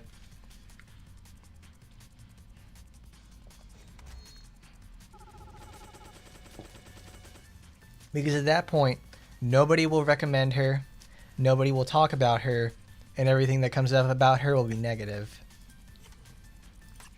And that's something you should really never do to a character you want to release, and try to make them like something you want them to, something you want to keep bringing back to.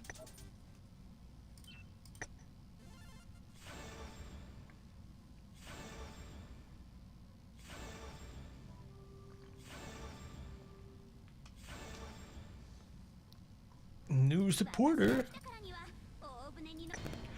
Rika, you're so clumsy. Crazy girl. Ah, shit, I reset it. Oh, fuck.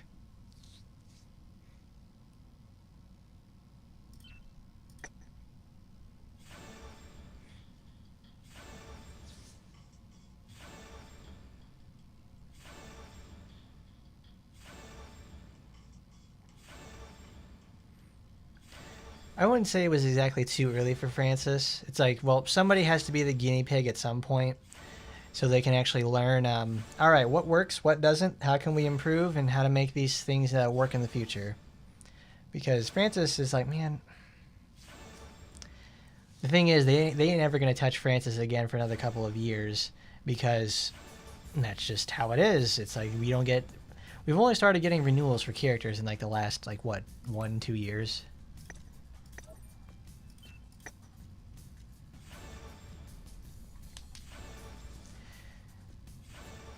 Kiara on release was like absolutely crap. She has obviously the ability to, you know, leave someone like stun locked forever, but like she didn't rely on crits or anything like that. She didn't have to do anything. She has like she was a great debuffer and all that sort of stuff. She was effectively almost built for content that didn't exist yet. And even when that content came around, there were still characters better. Even Ingrid on release was better. Obviously, I had both of them, and I made it. That's like, I think the very first video I did for this was talking about both of them. And like, Ingrid was obviously the better pick, and she was much more fun to use. And Kiara is just like, man, she sucks. She really does.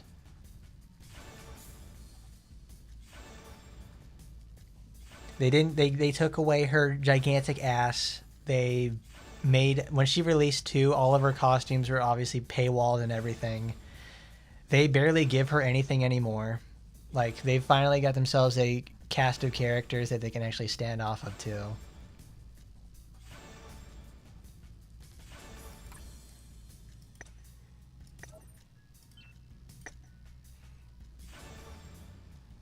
Like, their OCs do well.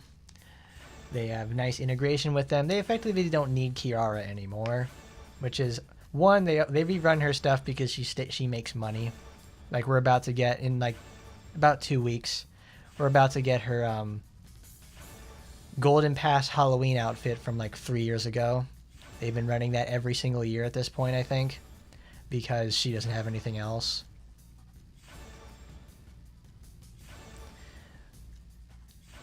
Like I remember also like when people talking about like what would Kirara's weapons actually be.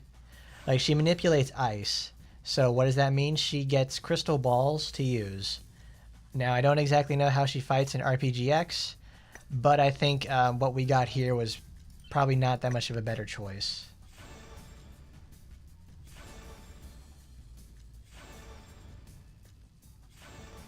I mean, the chocolate one that only came out last year. Kirara is it's a long-time legacy character. Like when she was first introduced, and I think she's an RPGX exclusive that started off with. I don't remember if she was in Taba, but either way, it's just like she sucks. She still sucks too because they made a bad decision on the fact that when they released, they had Ingrid's renewal. At the same time, they also stealthily upgraded. No, I remember at one point that they did something for Kiara where they did actually very huge changes to her skills that made her actually play a lot better. So when that happened, she got kind of swept under the rug because obviously the big deal was the character getting renewed. It was a horrible decision they made there because when Kiara's renewal finally releases, she doesn't get the passive that she really needs. Her skills, only 3 skills changed. That's it. And even then, they were mostly visual and not so much mechanical either.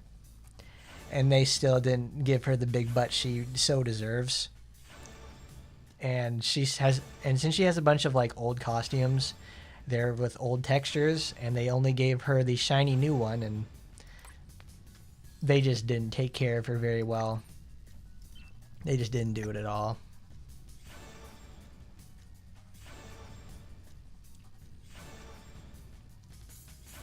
The balls are a chance for like almost all magic users. It's like I've got to ponder my orb.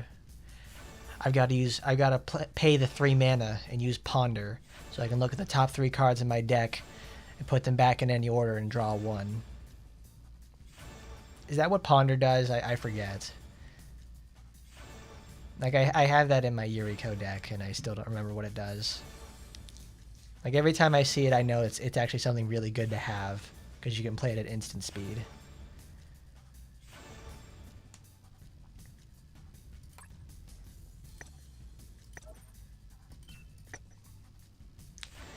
So effectively, she creates Hulk hands and Hulk feet, and uses them to punch enemies and fight them and freezes people. I have no. I guess they didn't want to. I guess since Sue already released and she was the fist weapons character, they didn't want to dilute the pool with another person who had fists.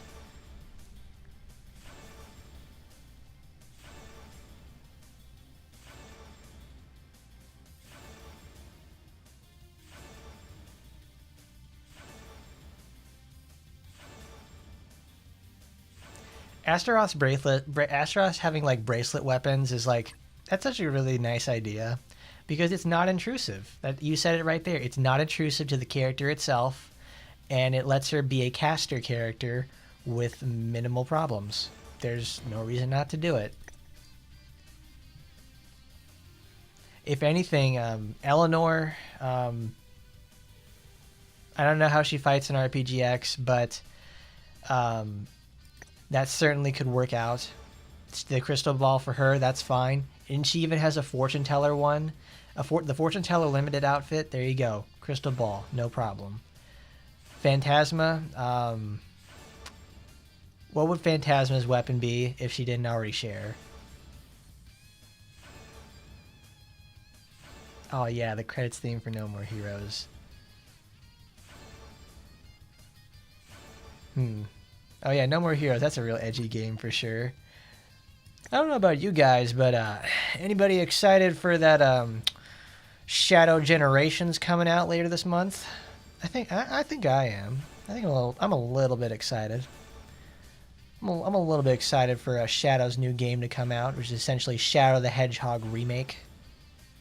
It's pretty cool. It's gonna be fucking awesome. It's gonna be great. First, though, I am gonna go to the bathroom. I need to get some more drink, and I gotta pee. So I'll be back in a second.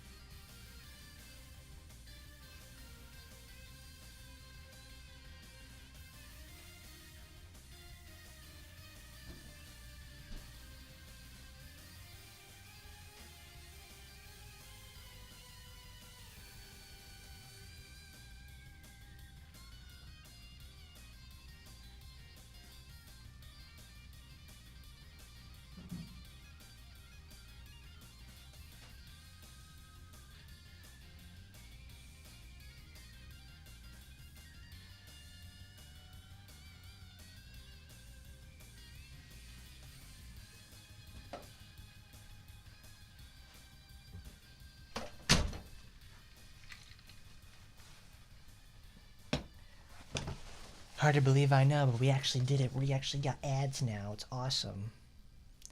I'm really selling out. Fuck yeah. Alright, Darth Neo had to go on to bed. Grandpa's gotta go to sleep sometime. Let's clean that out. But yes, that is a game I've been very excited for. I hope Shadow does get his gun back, because obviously that would be very cool. But I think they don't want the Sonic characters anymore to hold guns. It was really cool to, obviously see Shadow go cock his, use his pump action SMG in the opening of Shadow the Hedgehog.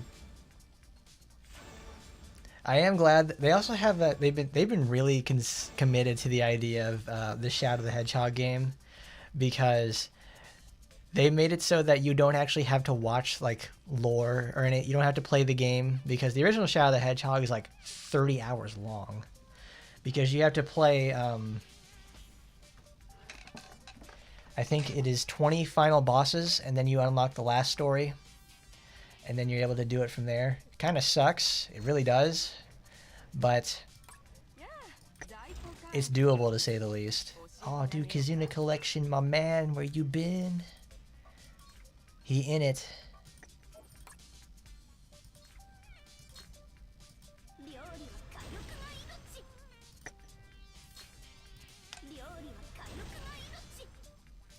Well, that's for the movie that's releasing later this year. We have, let's see, Keanu Reeves is doing that. It's just like the regular VA for Shadow. But they will have the voice pack for Shadow with Keanu Reeves in it, which is honestly crazy to think about. It's like, wow. This is like a dream come true for like someone. It's like a dream come true like a young person like a young version of myself. It's like, oh man, Shadow was so cool in Sonic Adventure 2. Bro's literally me. And then you grow up and it's like, oh man, Shadow's back. I'm back. Yeah. It's great. I want him to say his famous lines like "Goodbye, Dr. Eggman," and he karate chops him to death. And where's that damn fourth Chaos Emerald? And of course the ever famous disgusting black creatures, get out of my sight. He won't say that one though, I know that. Been working, it's like, I understand that. I heard you've been also got a new place for yourself there, Mr. Kazuna. I know how it feels to move into a new place like that, and it's like, you know, you're out of cash and you gotta do some shit right. You gotta do what you need to do. And work sucks a lot. In my case, like, it's like even sometimes when I don't like the characters, I still get them so I can show them off to everybody. Because it's great content and I like interacting with all the people. Yeah, having your own place is pretty great. Because it makes you, it's like, finally, I can leave the toilet seat up. I can wake up in the middle of the night and go eat or something or make food. I don't gotta worry about mom and dad coming down the next morning and saying, what were you doing all the way up early in the morning like that? It's like, forget about it. I'm on my own. This is my place. I'm living it up in the city.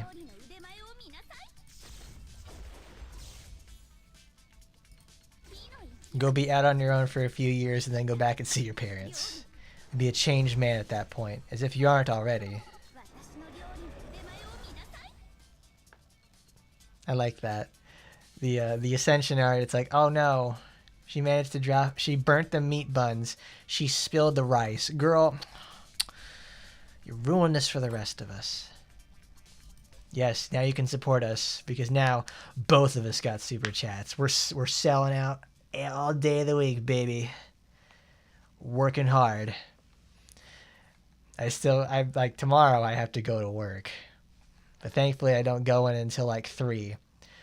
It is literally, it's been a really hard week actually for like, as of late, because I've been staying up super late and working on all this. Like, I think one day I was like in the middle of the week, I went to bed at like 7:30. No, it was the day of Inage's release. I went to bed at like 7:30 in the morning because she finally released at like 5:30 because they keep fucking up the clubs. And I was like, man, I'm so exhausted. Ooh. You don't need to wake up to the sound of your parents complaining who gets the rights to the kids. Amen to that. That is the ticket. I saw your post over there on the Reddit page about how, like, I was like, oh wow, you have a level like 60 or 80 something account. It made me think like something happens and he probably lost his stuff, because I know you originally had a 120 for sure. And by the way, it's like, when are they ever? Do you think they're ever going to release upgrade the cap for from 120 to like 200 or something, or at least like 150?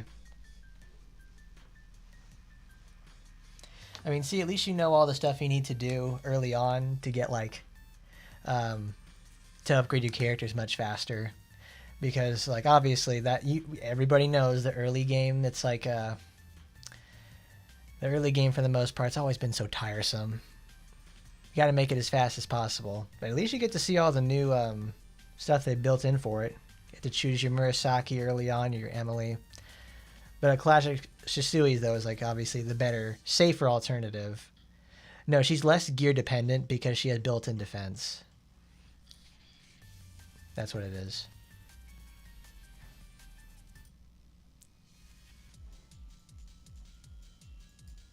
Let's see. What do we need left on the Golden Pass? We need 4 levels.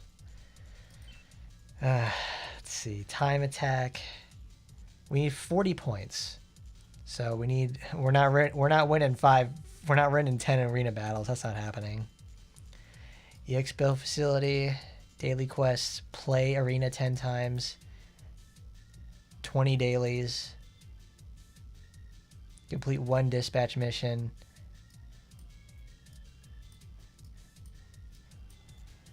We can do that.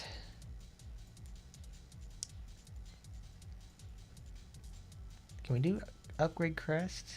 We can do that. We can do that. That'll take 3 hours to do. And we can play 10 arena battles. Let's see what happens there. That takes like a whole day to do. And we can do that. Okay. How much do I like Ingrid's new outfit? I like it a lot. It's a very well, here's the thing. It's like I like it, but I'm like half and half on some things about it. Because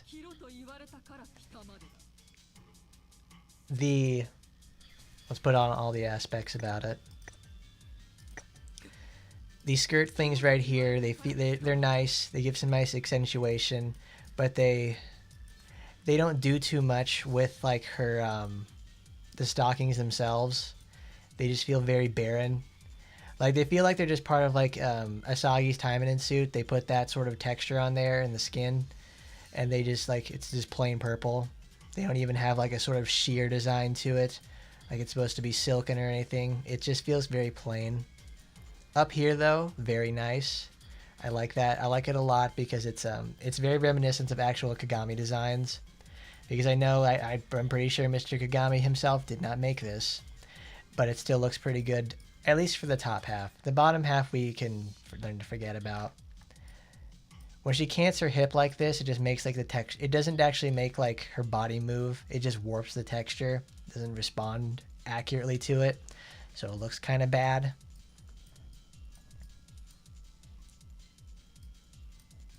It's an okay outfit to say the least. I got it because obviously it's Ingrid. I like Ingrid a lot, so I'm gonna have like almost everything she's gonna have in the first place.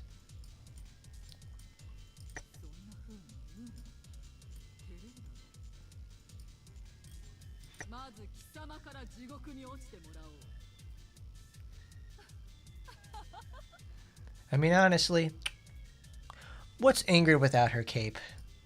It's like it doesn't really work out that very well. It's just like I would like to see like from the top half here, it's like it looks nice, and then you get down here, it's like okay, you don't got a lot going on. You got like these little like vampire heels or something. I'm like, It you know what it reminds me of? It reminds me of Shiranui's mermaid costume, where the top half looks just fine.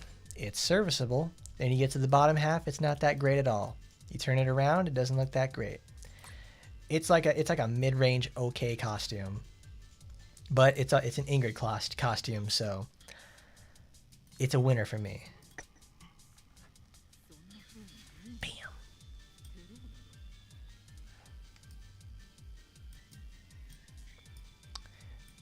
We could God damn it, guys. We can certainly do a little bit better with the clipping.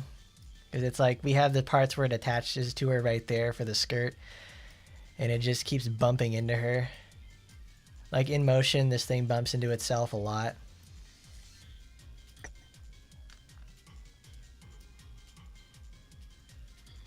It slims her down. Because it used to, like, obviously Ingrid uses a lot of dark colors in the first place. So she's very slim for the most part. However, the most important thing about this, you can choose the braid or you can choose a regular outfit.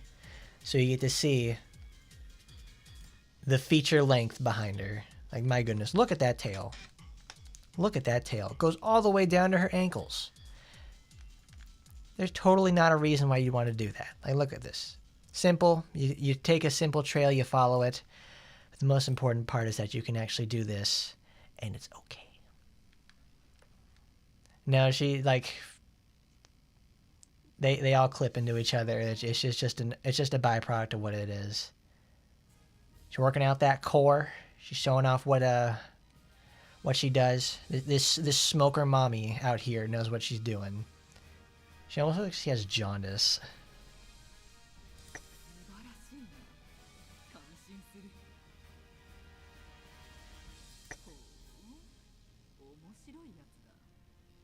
Why does the game do that?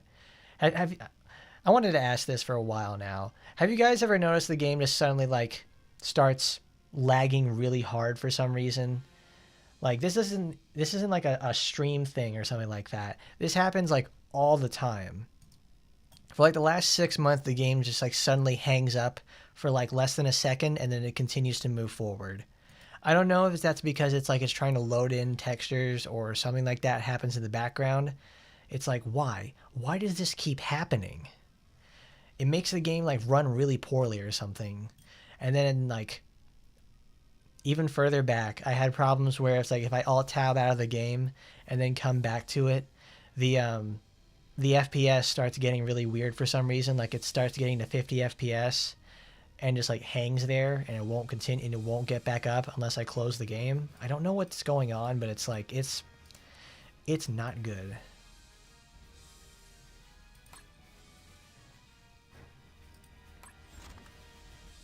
And of course, we got little Miss Sussy Jingle. Because it's Halloween. Happy Halloween. Well, it's anniversary first, but it's Halloween. Halloween will be here in about 2 weeks.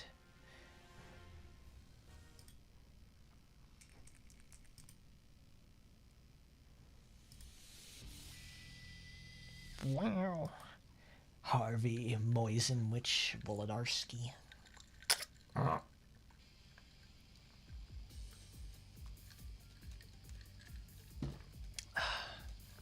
Ooh, Dynamite Rider. That's when you play that to go fight #1 rank guy.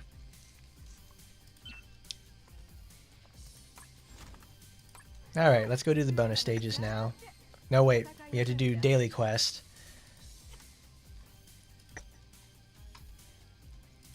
Because we need to get those done. You know, we need to have 20 of those finish.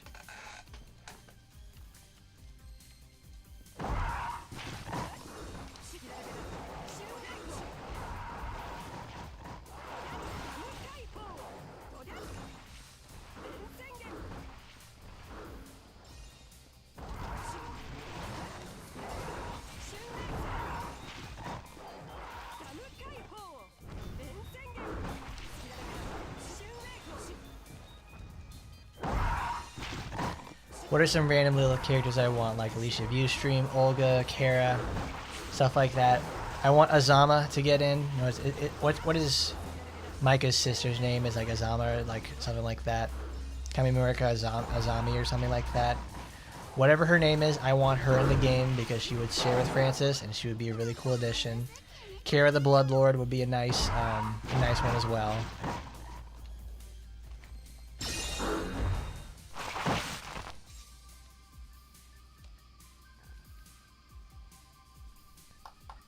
And I forget how loud these sound effects can be sometimes. Do it one more time. Shiki Reika, that's another good one. I want Granny Province because I want more machine characters who are, you know, actually machines. Who's that one girl? I think she's from like either Taba or she's one of the ones from a few years ago in RPGX, where her body is, she's a nugget character like Asuka, and she has like that transparent arms and legs that looks like electricity's flowing through them like a plasma ball. That character, I'd like to see her get in because honestly that'd be pretty cool just to do.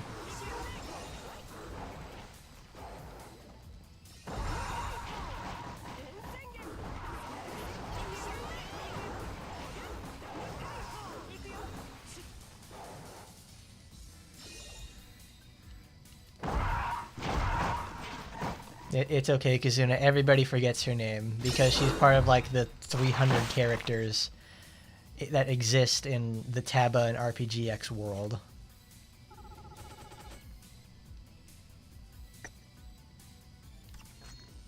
Alright, we need Oops. No, we need to go to Golden Pass. 2 more missions. We need to clear time attack 5 times. Is there one that's just like play arena? Play arena 10 times. That'd be fine.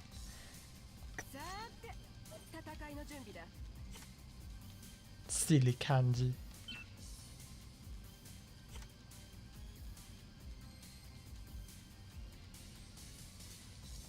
Play it 2 times. Aruka steal. Aruka steal? What did she steal then? That's my question.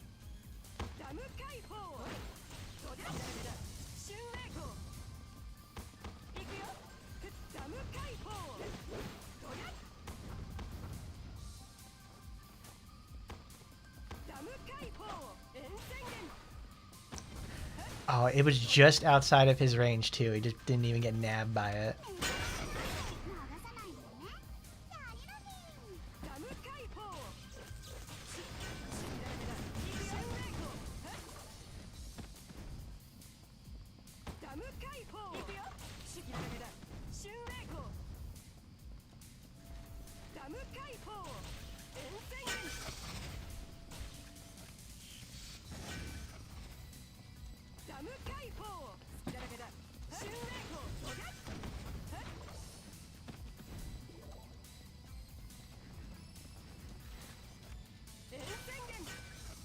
Why? Why does it do that? What is so intensive about the game that it has to hang up like that every like 10 seconds? It does it in menus. It does it everywhere. Azusa. There we go. Yeah, Azusa would be the machine that her sister was supposed to be. Why? Because why not? I would have liked Ina to have been a machine for sure. She really would have made sense to do that.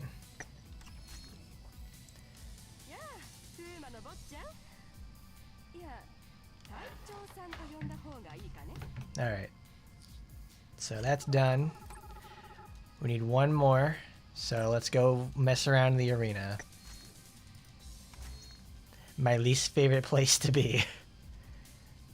Let's see, let's switch her up for... Tokiko, do you have stuff equipped? No. So let's just get Lapis in there and do the funny meme build. Which is where you go and get... Do I have that Lapis? Yes, I do. Get that. We get... Amane. And do I need anybody else? Nope. Got that on there. She's got defense. Cool. Alrighty there, baby girl. And we only use one character. We only use one thing. We only use Crystallize. It's a very stupid build, but it works. There's like several characters, like, well, let's see. Who would have been a better machine? Ina obviously would be a machine. Psycho is obviously a machine. I don't know, not exactly a lot of people who would be machine. No, Ina and Micah would probably be the closest machine contenders. But I just don't do anything much about that. Because it's like the entire life of the game, we only have Emily, Asuka, Saika, and Shisui. There are only 4 machines, and only 2 of our machines are actually like the most devastating things in the game. Like both of these girls right here are like obviously like showstoppers. They're very good. All right, let's go fight people and see what happens. Oh look, we got an Anrose on the team.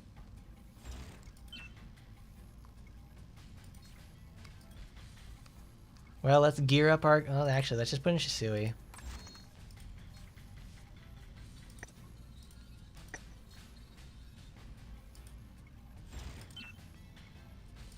Yes, please, give us more machines. Cause he's a machine head. Like, is it so hard for us to just have more machines? Actually, no, this is the perfect one for it. We put White Feather Asuka on her because why not?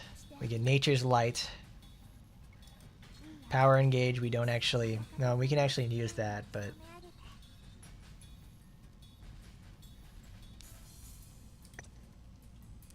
Where's...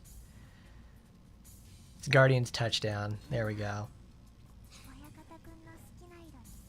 Because since they activate by themselves, we don't have to worry about it. Emily needs a third. We'll just put it there.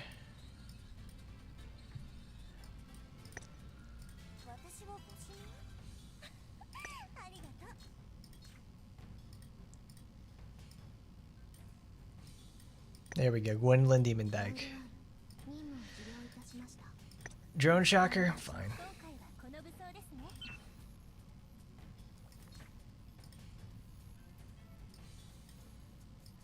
Oh, where's Illegal Mods girl? There she is. Okay.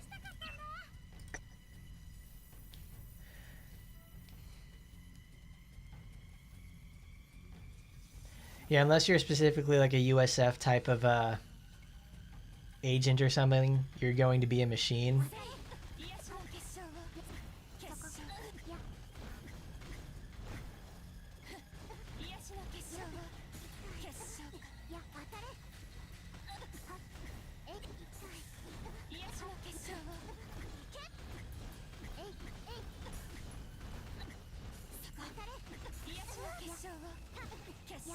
There we go, Belody in the house. We gotta, it's like she applies her own debuff so very easily, so there's nothing to worry about on her with that. That's what I like about it. It's like nice. She just sits there and hits like a freight train. Like my goodness. Oh no, she killed her.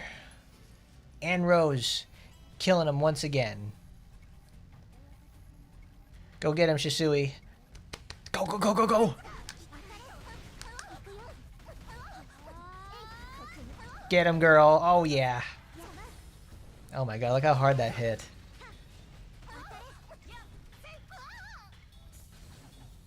Because I don't have any Magatamas equipped to her in the first place.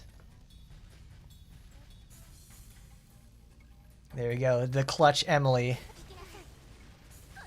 Let's put this on fast. This is going to take like 20 minutes to do. Emily mirrors. You got to love them.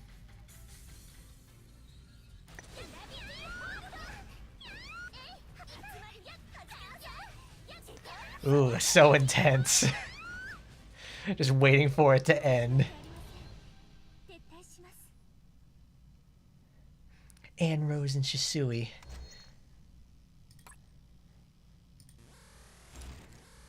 Just imagine that. You have to win. You have to win these fights. It's like, bro, you gotta win these fights. There ain't no way I'm doing that.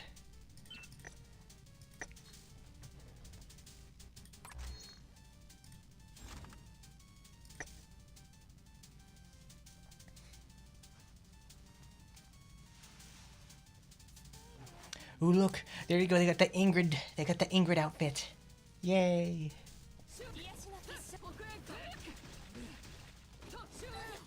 Ugh.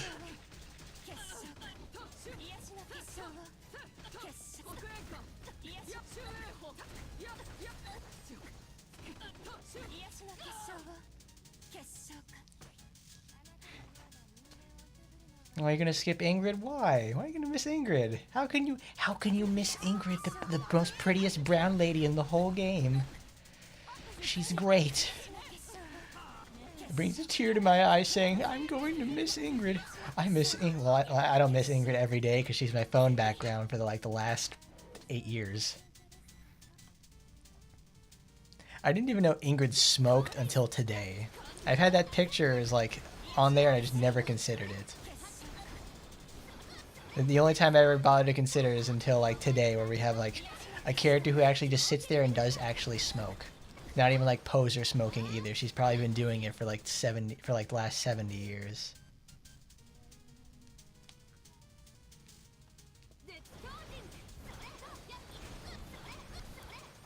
The chocolate elves. The chocolate elves that don't smoke. Oh my god, we won. Incredible. I like Eleanor a lot. That's a character, it's like, yeah. You go, girl. Uh-oh, we're about to get creamed. Oh, that's battle damaged Emily. The only one where she takes off her glasses. This is totally not going to take like 5 minutes to do. Oh. Okay, well. That's a surprise. Maybe we're actually going to hit the 10 wins. Get up, Lapis. Get up.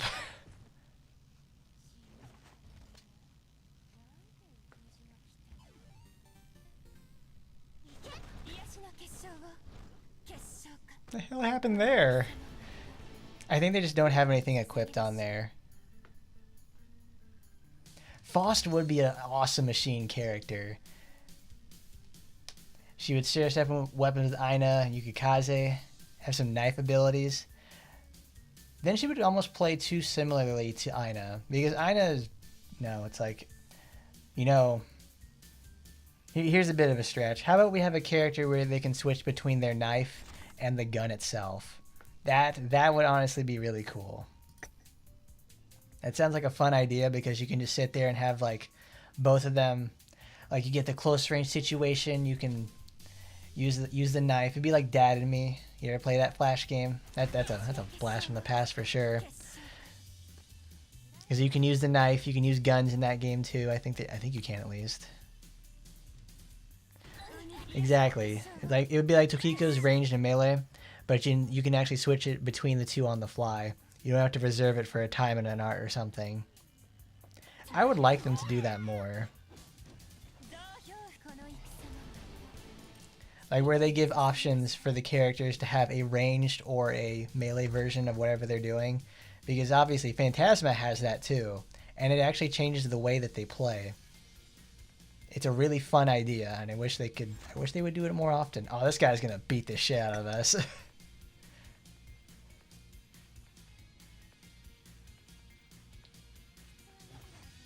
Oh hell no, this ain't gonna turn out. Ooh, they got shocking pink for that. Good job.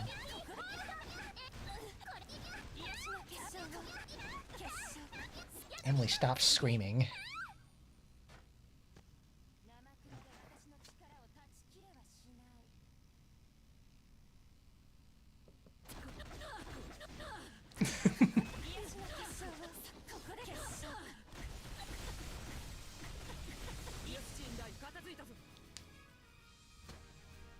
It's like the stupidest build. Oh, nice.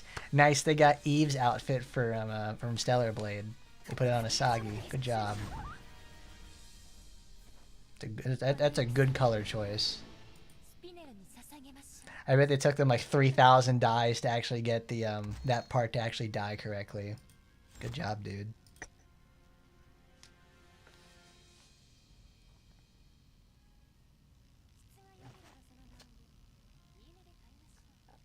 Yeah. Oh, that's actually right, because in the recent story they have Sakia. She's got her the gun and the blade.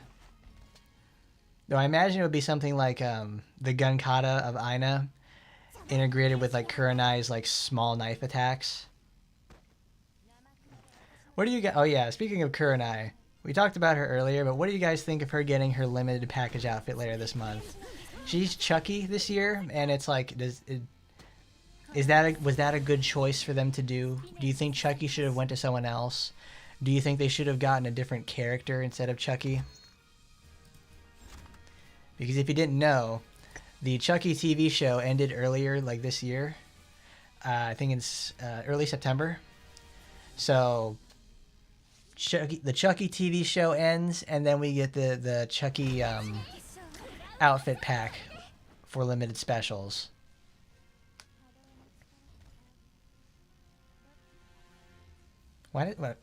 It does really something to say that Asagi's outfit always looks good on like other characters. That's how you know. That's how you know it's a great design.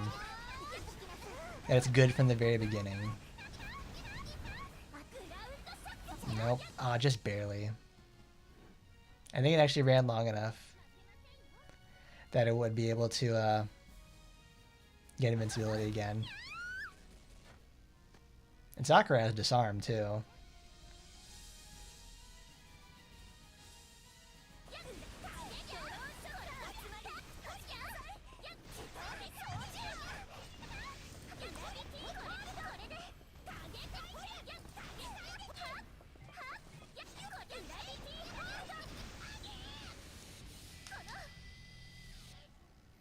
Look at this, Emily out here living on a prayer. Oh, it's Sora. I cannot wait for that outfit Sora's gonna get later this month. It's gonna be freaking great. Oh my god, it's so good. Well, Albert would know the answer. But the thing is, Albert doesn't even play the game anymore. Like, he stopped playing when his account got banned, like, all those years ago. Oh no, this guy's legit.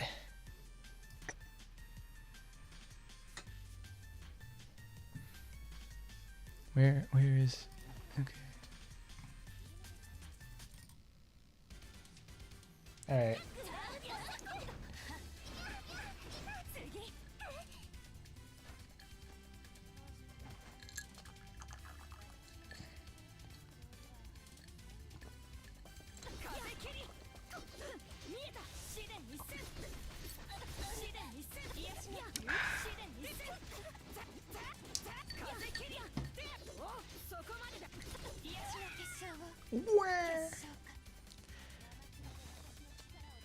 I think Albert's been inflating other characters for years and years at this point. Dude watched Willy Wonka and the Chocolate Factory all those years ago as a little Albert, and now turns everybody into blueberries. They watch it one time. It's like every time you talk to someone, like, I saw that movie, and it's like, that's it. Set me down the path. I don't know, there's just something alluring about watching a woman turn into a giant blueberry and be inflated. Are they pregnant? Do they eat a person? Do they eat a lot? Nope, they're just big. I'm just really happy Felicia and Sora are finally getting support after several years of not getting anything, especially Sora at this point. It's been way too long.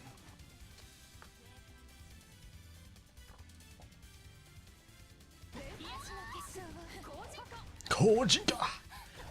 Satsujinka!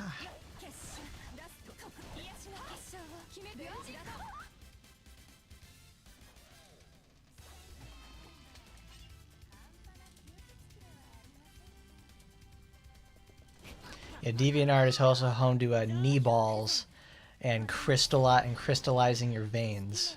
They're home to a lot of stuff. Hence the name DeviantArt.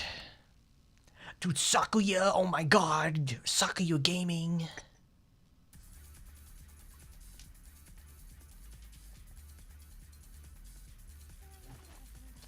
Oh, we haven't done VR today. I just forgot about that. I like to forget about VR sometimes. Man, this meme build is obviously very potent. Makes me wish I had more copies of the supporter so I could do more damage.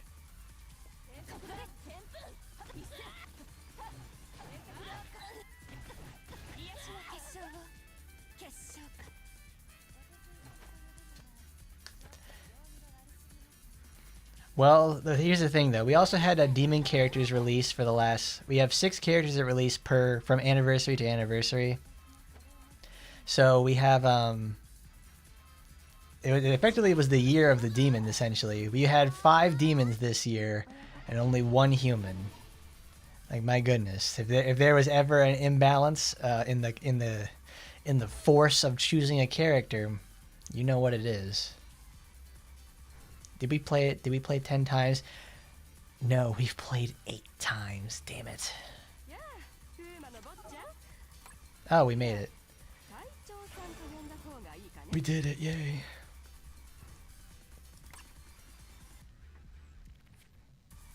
Yeah, she'll be like the December character release. The December character release may be like an OC, or like if it gives us Clone Yuki, well, obviously, I'll cover it. But it's like I'm gonna cover it, but I'm not gonna like her.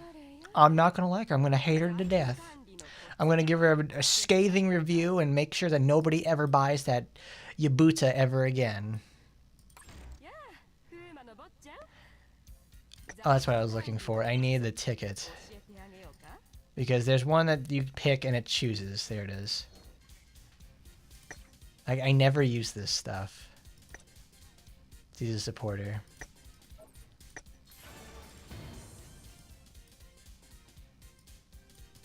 Well, actually, let's clear those out. Because all I do is just give straight resources every time.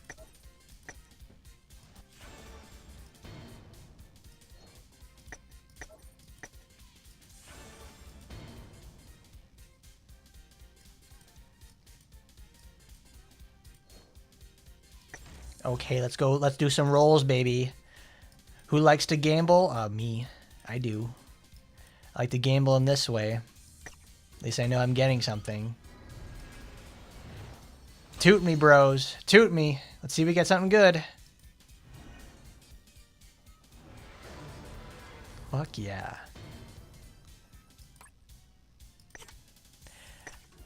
We get another Shindle character. Alright, let's see what this is going to be.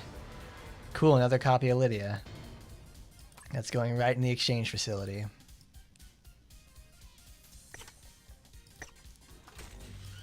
Alright, smaller pool. Well, it's bigger pool, actually. Alright, we got a weapon. Who's it going to be for? Alright, Undying Apophis. Alright, well, I can't do much with that. Because I already have mine max. Because, well, we're meta slaves in that sense. Lydia is actually still very good. Because she's one of the few items in red that gives crit damage and damage to everything. So she's still very valuable in most situations. Like even in VR, if you're playing in lobby stuff, you still can get a lot of use out of her because it's like what, 20% damage to all enemies if you get it upgraded. That's done. What was done? Weapon facilities finished.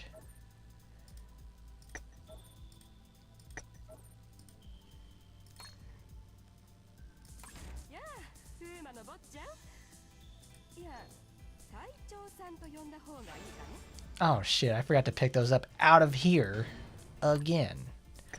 Don't worry, don't worry everybody, you're gonna get your fixes of rolling in there. If you believe in yourself with a tiny bit of magic, all your memes will come true. Let's go see if we can get something nice.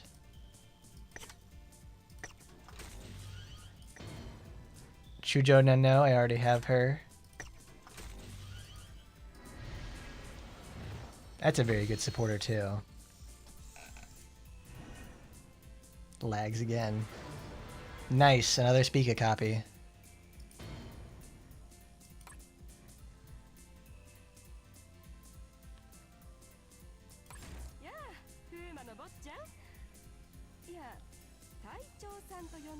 I think it's that you can't paste links in the stream because it's like supposed to be spam prevention.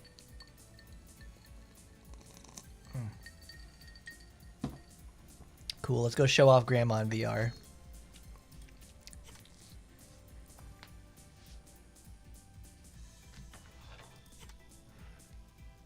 Oh no, it's like I had that set up. We have Oboro and we have Nagi. There she is. Miss 105,000 power because she's way too strong to happen.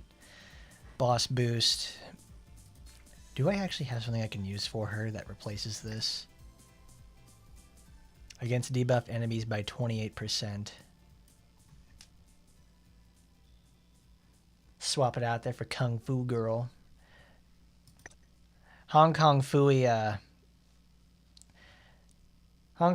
Rika is actually, I don't know. If you're switching a lot, because it lasts the duration of the switch, so I guess it could work that way. But honestly, it's like, it's just okay at best. She's a cis type. She could get a lot out of that. I just wonder if there's any other way I can get her to do more damage.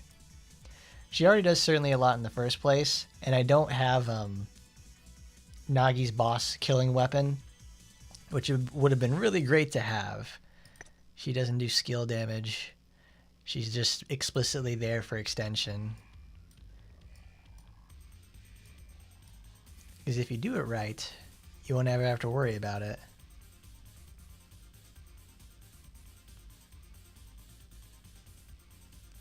I think she only gives like a 14%. Okay, we can use just about anything else then. Shit, we'll just give her Felicia. It takes it off of Asagi, which is obviously my better choice for this.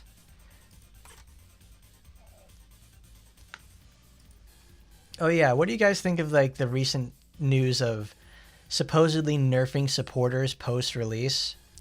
Because they have not costume. I have her. She's one of the newer ones. There she is. Because Nanase Mai over here, like this was supposed to be when you get 5/5, it's supposed to be 100%. And when you have it at 1/5, it's a halved of the maximum effect, which is supposed to be 50%. What they usually do when something like this happens, they save their asses by quoting in development content, which makes sense because this was released this way. They increased Choir Phantasma's HP and defense because God knows the whole fact of I think it was supposed to be 32% to all enemies and 16 and 24% to a single enemy, because it's 2 forms of damage increase, which is always really, really valuable. And putting it on one supporter, oh, forget about it, baby. But yeah, that's the thing though.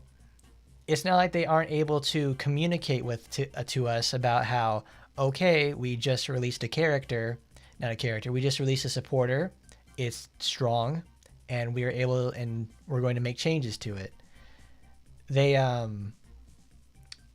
did that with Torajiro. What makes it so difficult to do that in the first place? Got power release. Let's get full puncher.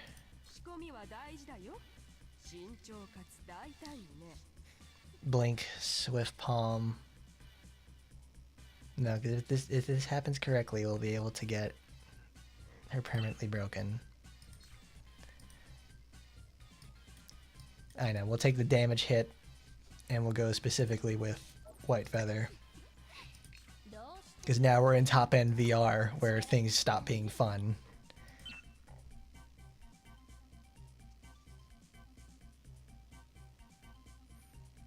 Oh, the message retracted. The message retracted. There's gotta be something more. What did he say? What did he say? Oh yeah, the slow. No, I actually don't want this. I love the vape tool so much. What a great weapon. It's like, oh, it's utility. It's cheap. Everybody can get it. It's all in one. I cannot get enough of it. I can't put in 4 human Magatamas, but I sure as hell can do that. And while we're at it, let's get an enchant going. Because this weapon kicks ass. Takachio. No, not Takachio. It's a Divine Sensor. Let's put her at +10.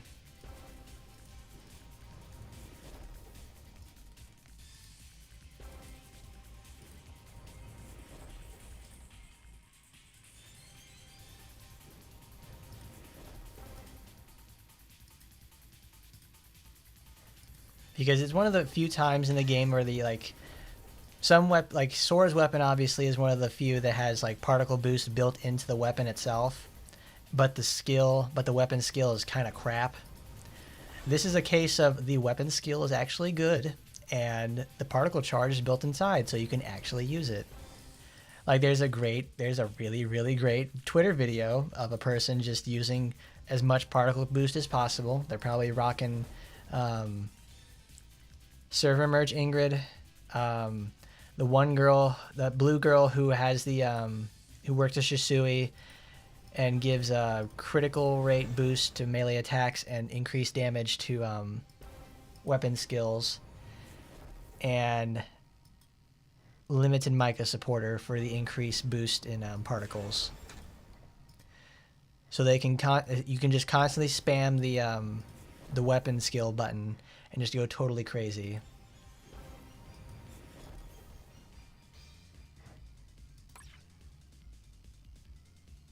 It's in the I think it's in the Taimanin server in the game info and help section, because I think someone was asking, how are you supposed to do that? Well, it's like, well, you have to stack as many of those as possible. And the most, well, it's the Micah lead, because you use the active effect for the increased particle generation for like 15 seconds.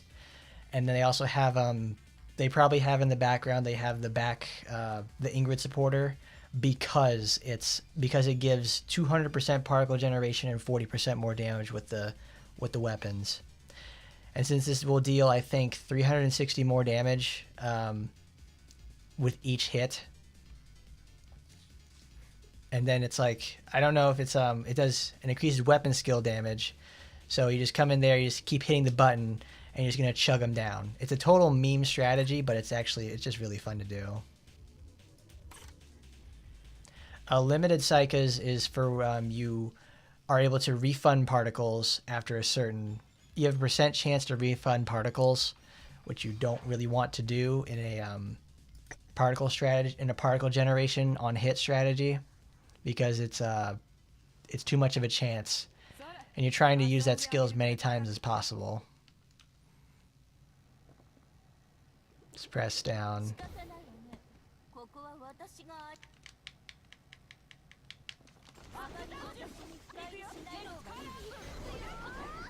This is the best part about it. You can just sit there and not do anything the entire time. It's great.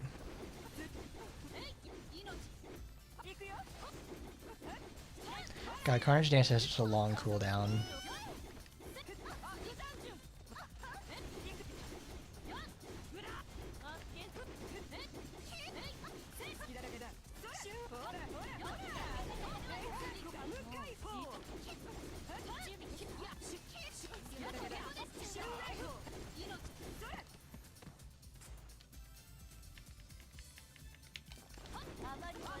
Ooh.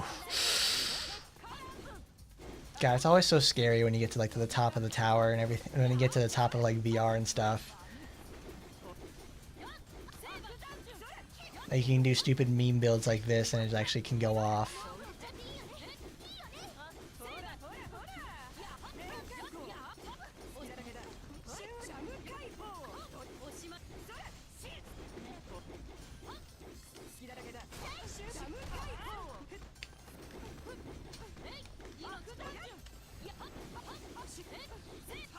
I love Oboro's disarm, I really do. It certainly makes a difference on whether or not people are able to clear and farm this for the most part.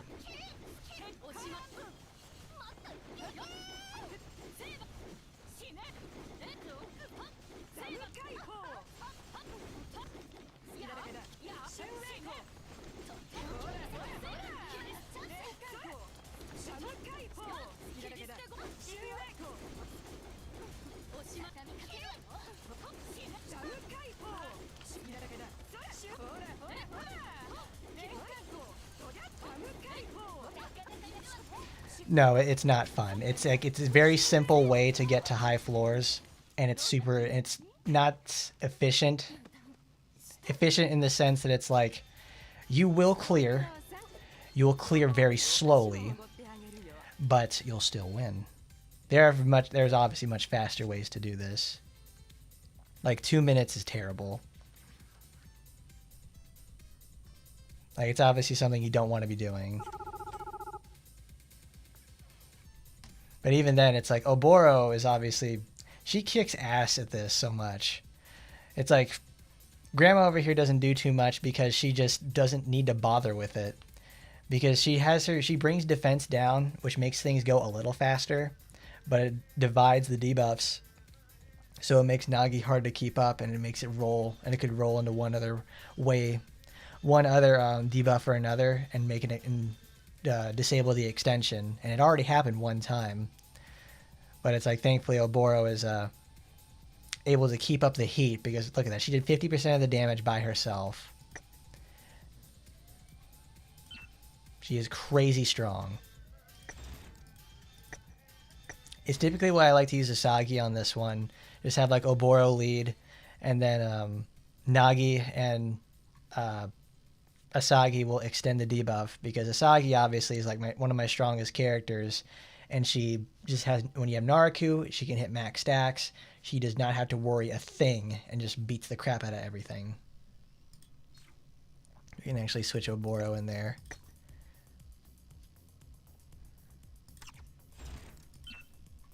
Because like we're not even using like really great stuff for her. Like it's just like the skill damage boost, demon boost, alt boost, nothing. It honestly, it's like I'm glad that she's able to be like cheese in this sort of way, because it gives it's a very easy week to do.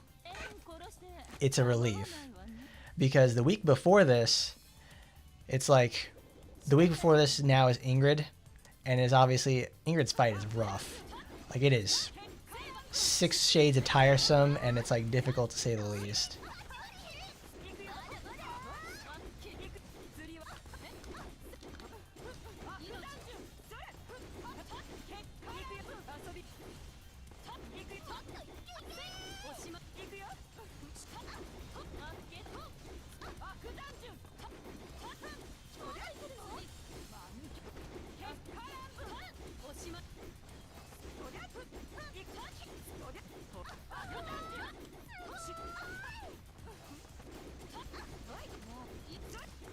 Like when she sits there and does the tornado, she does that stinking.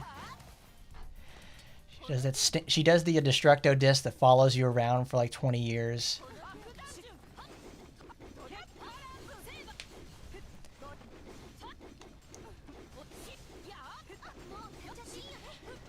Unfortunately, that's true. She does feel a lot more complete with 4 skills. I would rather her not have 4 skills all the time in the.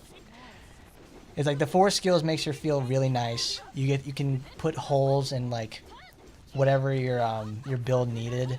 Like you can bring restoration, you can bring the smoke you can bring stack generators. You can bring her Taimanin art.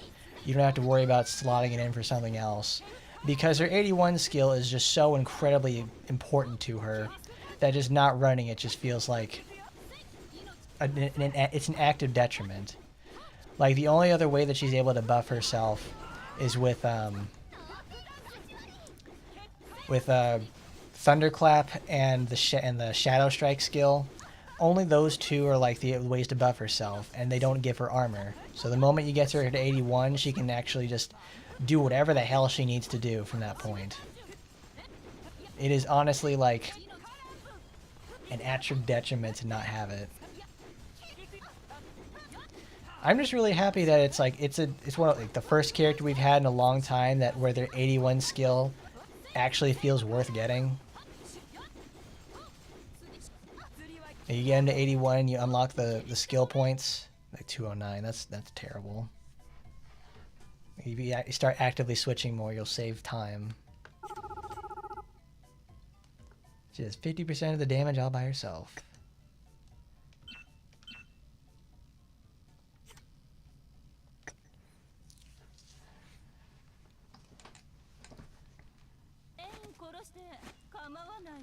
Because like if, let's say we're in red and we want to go and run her with we want to run her in with Hole Puncher.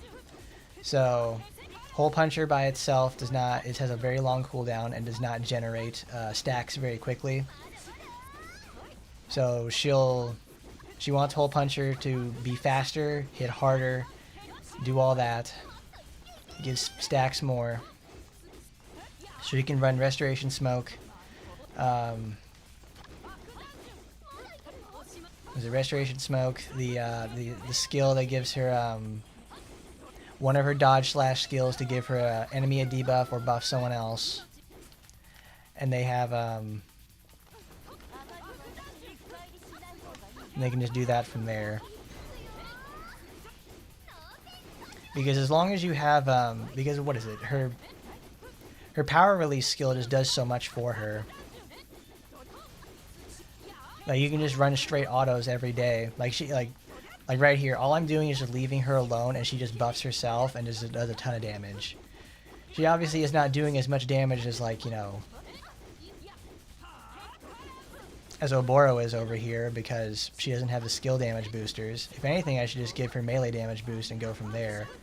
Because red doesn't do too much for her.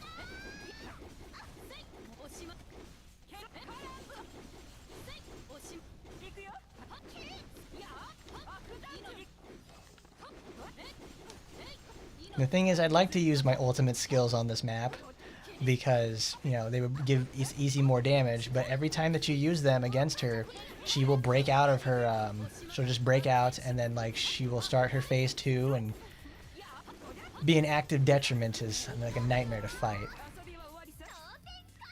143, that was pretty good.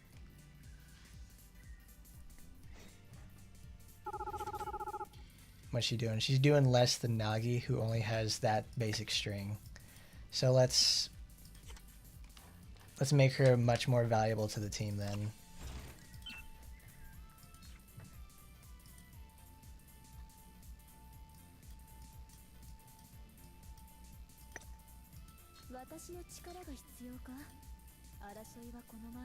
Because I wonder if that will work. Because blue makes her faster.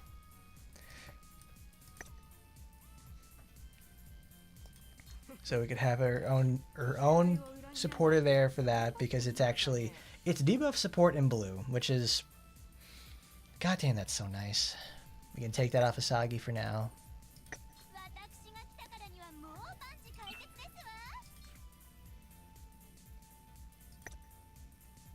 Fortitude, get power release. No, power release is there.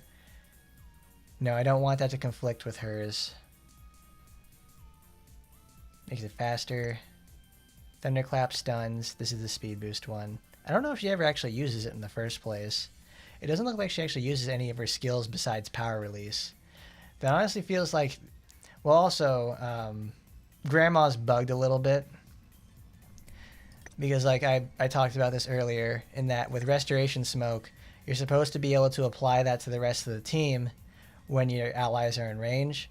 And I did this with, like, Sakura and Kurenai, and they're obviously hitting her and everything like that, but they're not healing. Like, I know those girls have taken damage in there, and they should be recovering 1% of their max HP on hit, and they're not doing it. So... And then I put the Fortitude set on, and it's not exactly doing it either. It doesn't exactly appear whether they get the Fortitude boost buff or not. So it's like, what's going on? And she may be bugged too, because she's not using any of her other skills besides power release. She only uses power release because the AI likes to dodge backwards a lot, and because they keep hitting it, because they keep spamming it twice. And that's why she gets power releases so many times. But I don't ever see her stacks go down that much because she doesn't use any other skills. So it honestly feels like a wasted situation.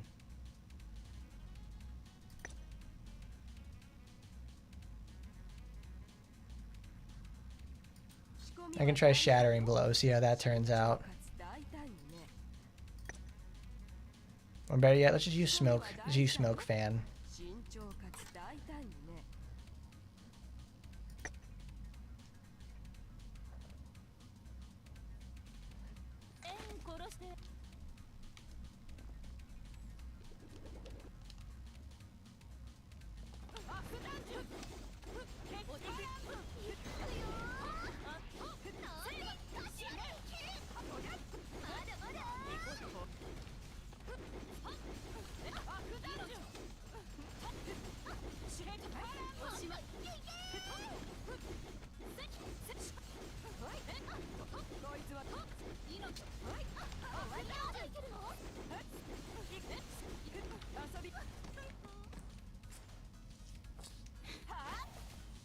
Alright, then she probably is bugged in some sort of way, because I've given her all kinds of other attack skills, but she just like refuses to use them in the first place.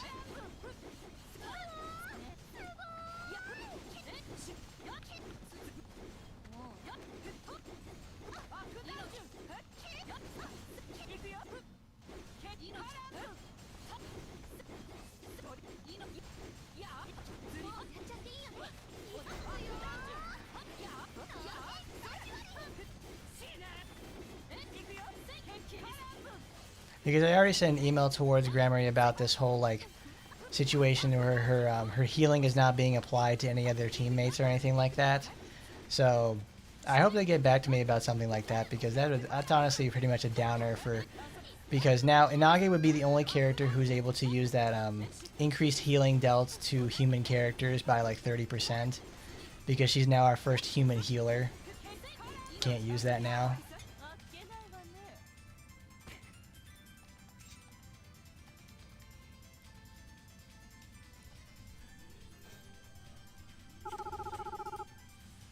There you go. That's a lot better. She's actually pulling her weight. How many do we got? 4180? Cool, that'll clear for the next one. Yeah, she can't heal herself for some reason, even though I gave her a healing skill.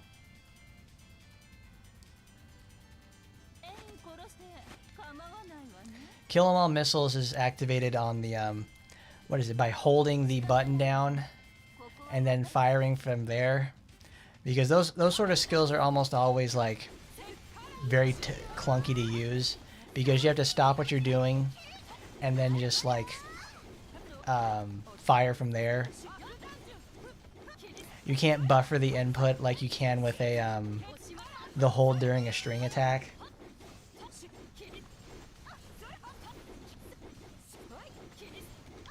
It would make it flow a lot better if she was able to just sit there and like do it in the middle of a string.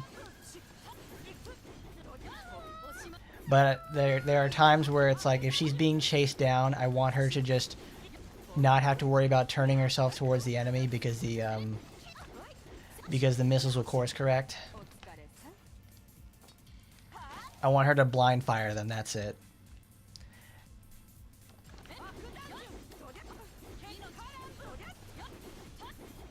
Because if you have to press the button and then like get yourself in the fray with the enemy, it's like, that's not exactly my favorite thing with a character as fragile as Asuka.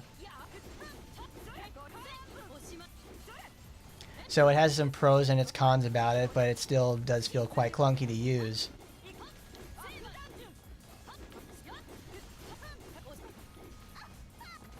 So I mean, that's just my opinion on that sort of thing. It works nicely enough, but it's not exactly something I would go like, it's not my most favorite input. I'm just thankful it's not on something that's like a double dash input, which are almost always like the most annoying input to use, because if I want to dodge twice to avoid something, I can't. Because whenever it comes off a cooldown, I have to finish the skill.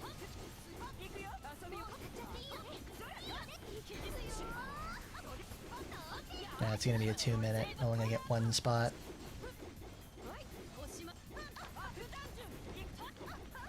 We had damage decrease on like 2 of our damage dealing characters.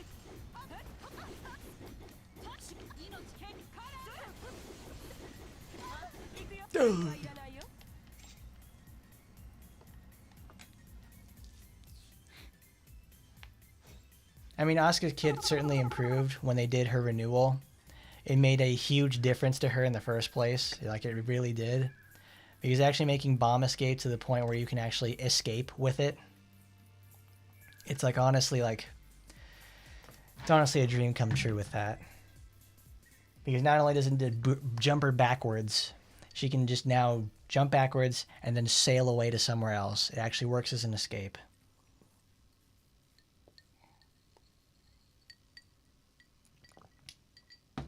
I'm glad they antiquated a lot of my videos, because that means they watch some of that stuff and they listen and they actually make pretty solid changes. Some changes not exactly are the best. Others, they could care less about them. Obviously, they actually have the information to whether or not people are using those skills. Because I remember, like, what is it, last year they had a little thing where they showed how many people are using this skill. Now, it's like how many people play when they play Asagi, they will take like her Taimanin art, Kojinka, and something else. Yeah, Mach Punch still sucks. It's her green one though actually got way better. But all right, I'm gonna go to the bathroom real quick. We gotta put an ad on, so I'll be back.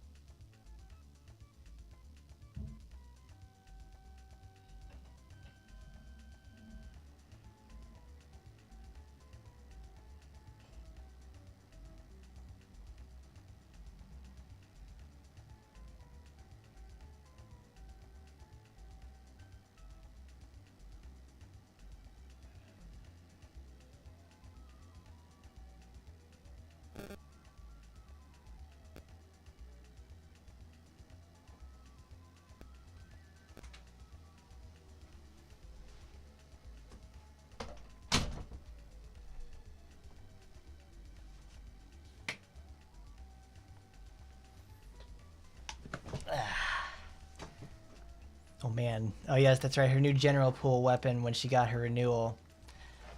It's actually quite sick because it actually goes the distance and it actually makes that skill pretty damn nice.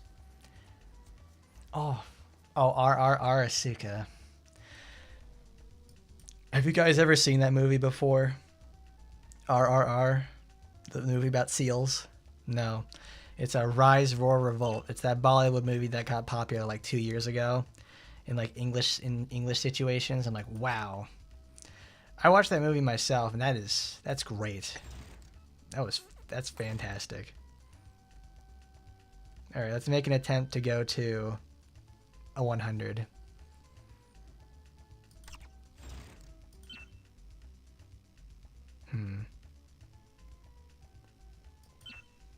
Well, I was just thinking about this. Since she doesn't actually use... No, we need all 3 colors for that. That's what gives her speed boost. She doesn't actually use any of her skills. Alright, let's just... Wait. We get 50,000. Let's put it into attack. So it doesn't feel as much of a waste.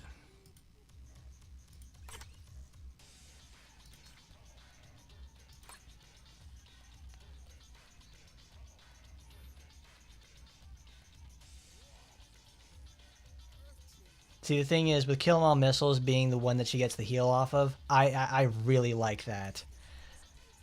I wish they would have taken Rending Storm and they gave it super armor on it instead, because that's a kind of skill that really needs it, because obviously she'll get knocked out of the air whenever she uses it. There's a really good chance that it happens because, you know, bosses are tall and they'll just knock her out of it and it makes it useless and you have to wait a long time for it. The fact you can just, one, do really solid damage and chip and then heal at the same time, it's like there's never been a better choice for that. Dust Cyclone, just, you know, it has a 10-second uptime, and then you have to wait. It gives like what, 8 seconds of, no, it gives 10 seconds of crits. It's like, great, that's fine. I can live with that, and it's like it works every time.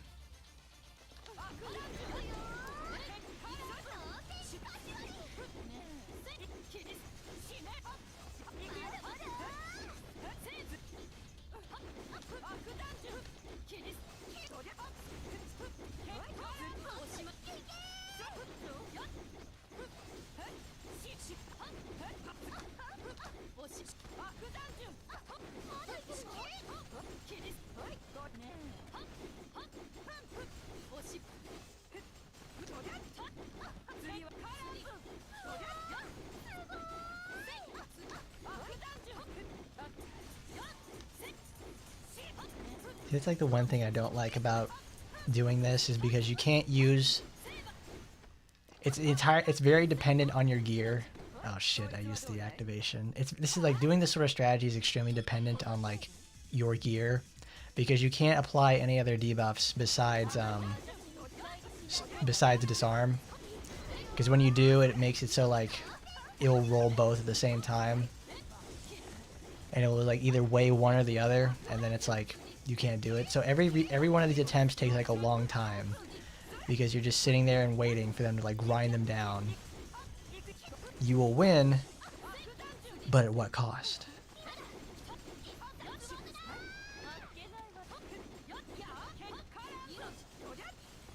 Yeah, the dodge and attack input for what is it, Cyclone is like, it's fine. It's fair. It's fast. It doesn't feel like you gotta wait a million years to use it again either. It's every 10 seconds. I don't ever have to worry about it just like messing up. And it also comes with a giant AoE in the, on its own part as well.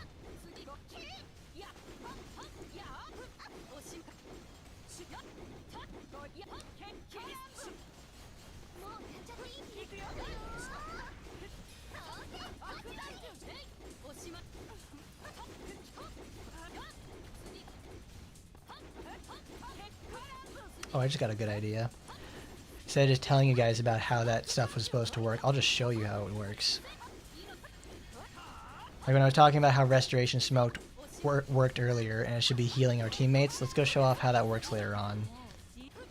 Because obviously, like doing this is not fun. This is only like a me time thing.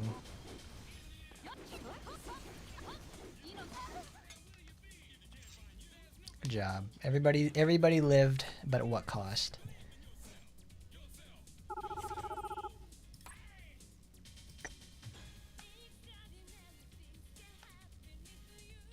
Alright, we'll go to 10. Put her in the main slot. Where are my two favorite guinea pigs, Sakura and Kurenai? Where's Kurenai? Because I know I don't have anything equipped to her. There they are.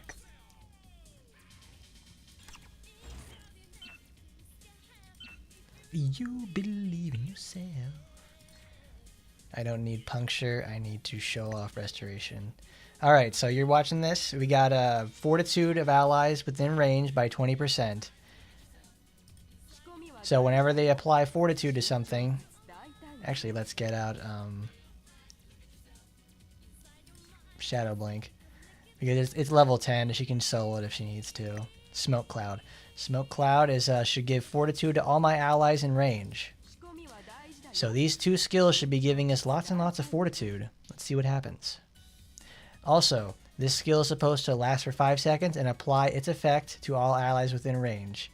Is this an effect? I'm pretty sure this is an effect, guys. So...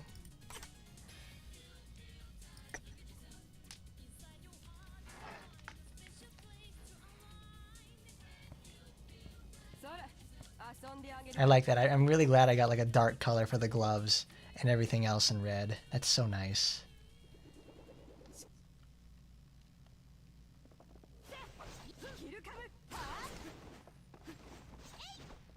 Alright, I'm standing next to them. Those girls should be healing. They ain't healing.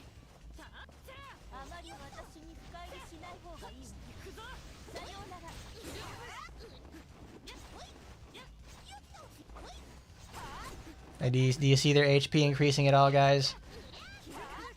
Do you see where the fortitude should have been boosted?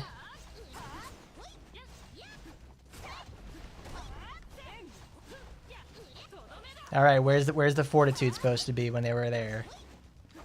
There you go. I'm glad I submitted the report then yesterday. This effect should be applied to everybody in the buff area, and they're not doing it.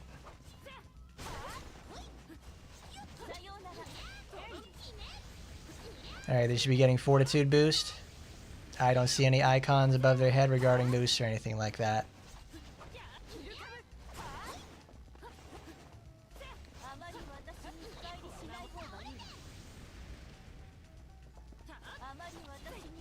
Yeah, I hope they're taking notes or some capacity so they can actually make her work.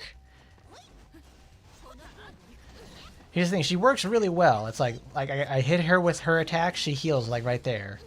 Now this...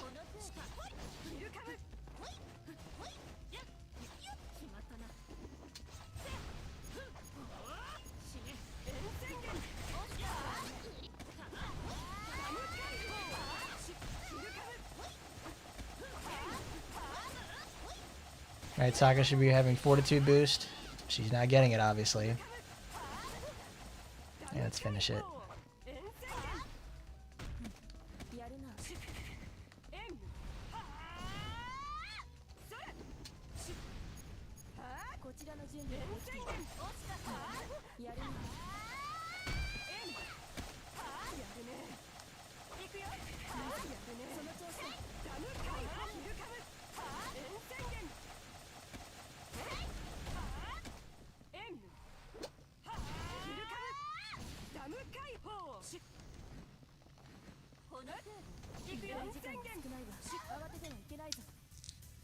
So there you have it.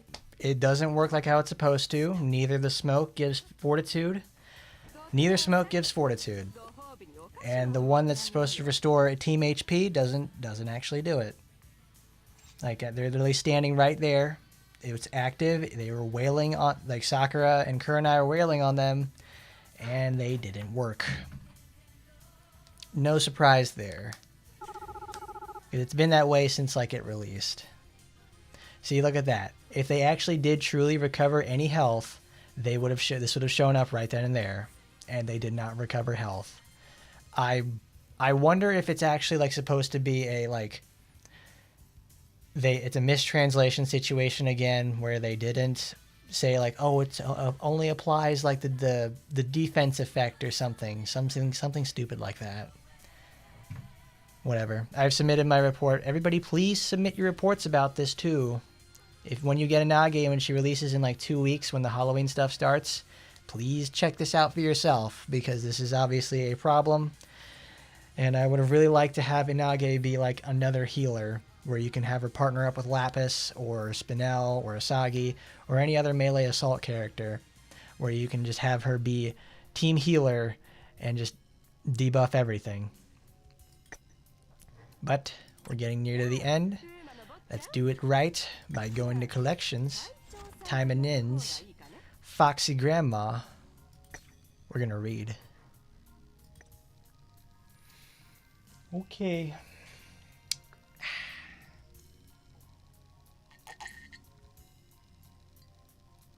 It's bedtime stories, everybody. Let's turn up the game.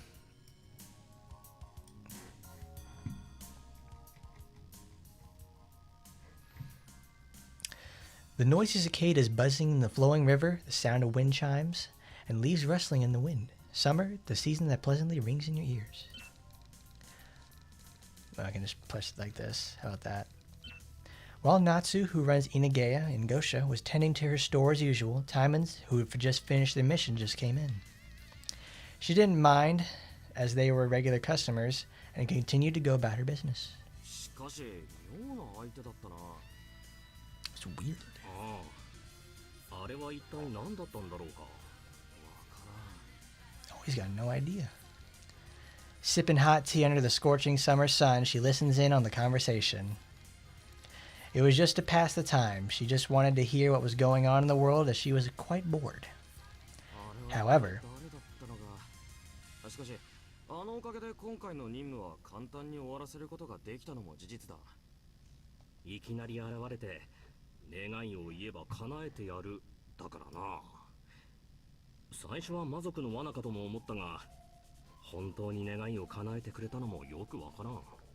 oh, it warps the text.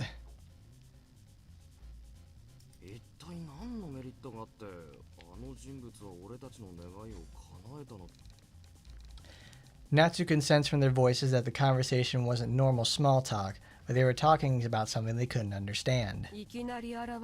Wow.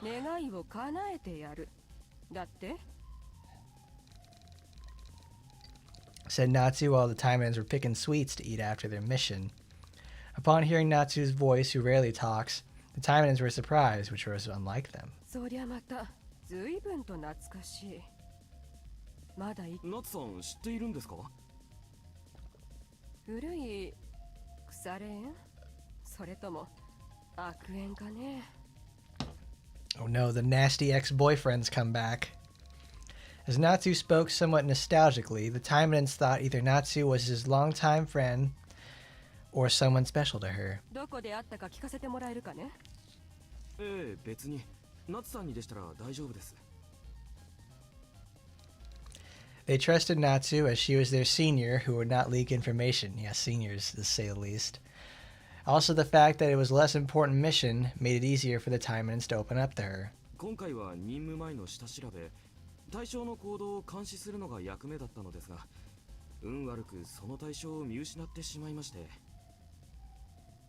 その対象を探しているときに Oh, they're the forward, the reconnaissance team, okay. 願いを叶えるって触れ込みでだね。ええ、最初は魔族や敵対組織の罠かと思ったんで、任務に関係のない願いを口にしたんです。携帯端末を充電してくれって。Recharge our mobile devices? Okay. もう簡単に叶えてくれてですね。Nice cautious move there. 興味が湧いて、任務の内容は伏せて、その対象の護衛の位置を聞いたんですよ。そしたらそれも言い当てまして。And then he found the target. The Taimanins smiled bitterly, saying they could find the target thanks to him.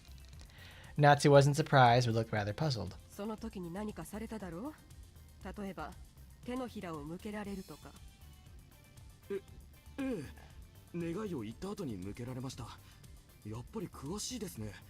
お知り合いか親しい方ですか？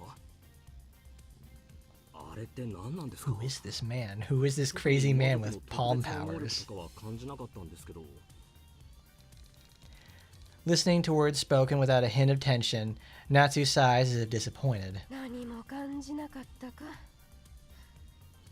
また少し腕を上げたようだね。エナジードレインか。それであんたたちの生命エネルギーを奪ったんだ。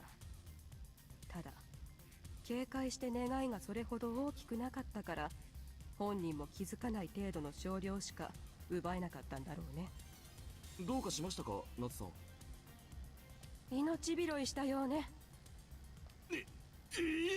ただまあそれとあって生きて帰ってこられたんだ。運はいいんだろうね。え？ほら、さっさと帰りな。今日はもう店じまいだ。Oh, she's so mean. Why is she closing now? え、ま。 You better pay for that, guys. Natsu kicked out the Taimanins and customers out of the store as she was. Good night there, Kizuna Collection. See you later. What's wrong with her? We're customers. まあ、今日は様子が変だったしな。何か。しょうがない。今日はもう帰るか。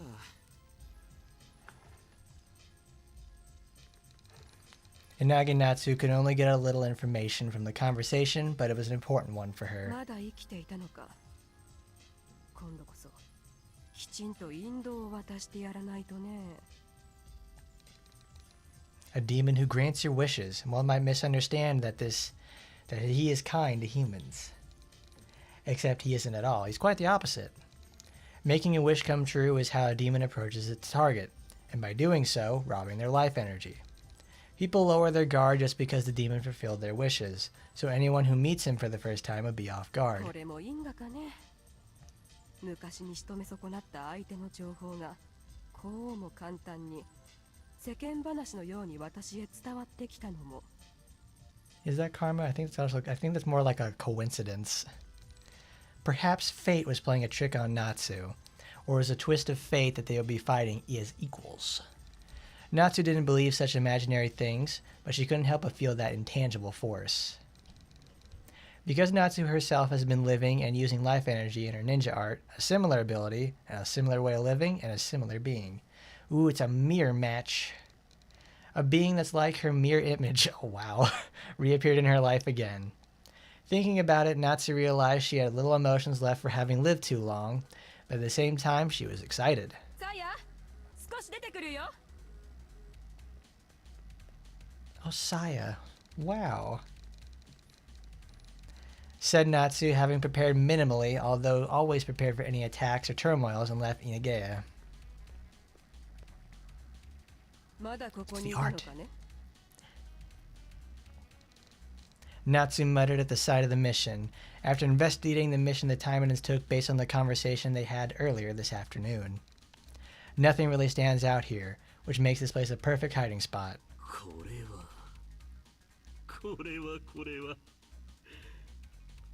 タイマニンの願いを聞いた時からこうなると心のどこかで予感していたよ。確か夏。名前を呼んでいいなんて言った覚えはないと思うんだがね She's so mean. Wow. That's the way they like it. They like her extra mean. Also, here's the thing. Whenever I first looked at the art for this, when I used it for the thumbnail, I thought this was like a nipple bump or something like that. But no, it's supposed to be like reflection or off of light reflection off of the suit. It's got to be on purpose. It just has to be.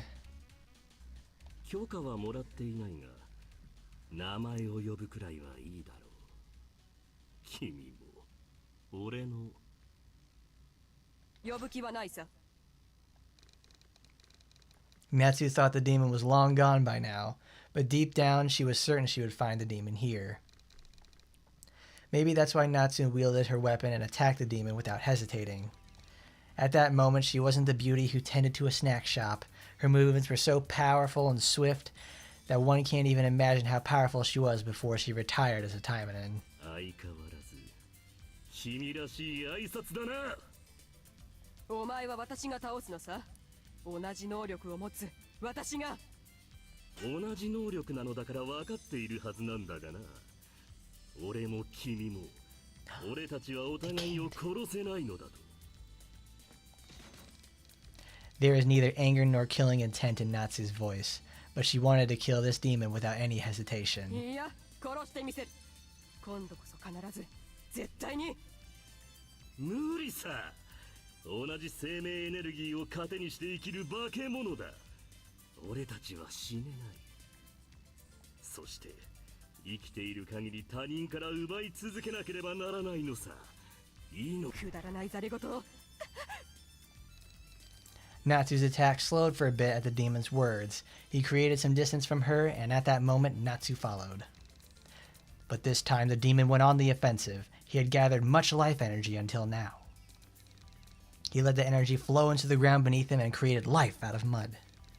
The mud golems moved on their own and blocked Natsu's attacks, wriggling like tentacles. よくもまあこんな奇妙な戦い方を思いつくもんだ君の方は純粋に生命エネルギーの奪い方を磨いているみたいだね。Natsu didn't stand back. She touched the mud golems and took their energy away. Without it, they turned back into mud, but the demon gave new life to the mud again, changing it into a weapon. The forest at night quickly turned into an arena for taking life away from another. こいつ一体どれだけの生命エネルギーを溜め込んでいる10や100では効かない量だぞこれはざっと20万人ほどさ。殺すほど奪うと足がつくからね。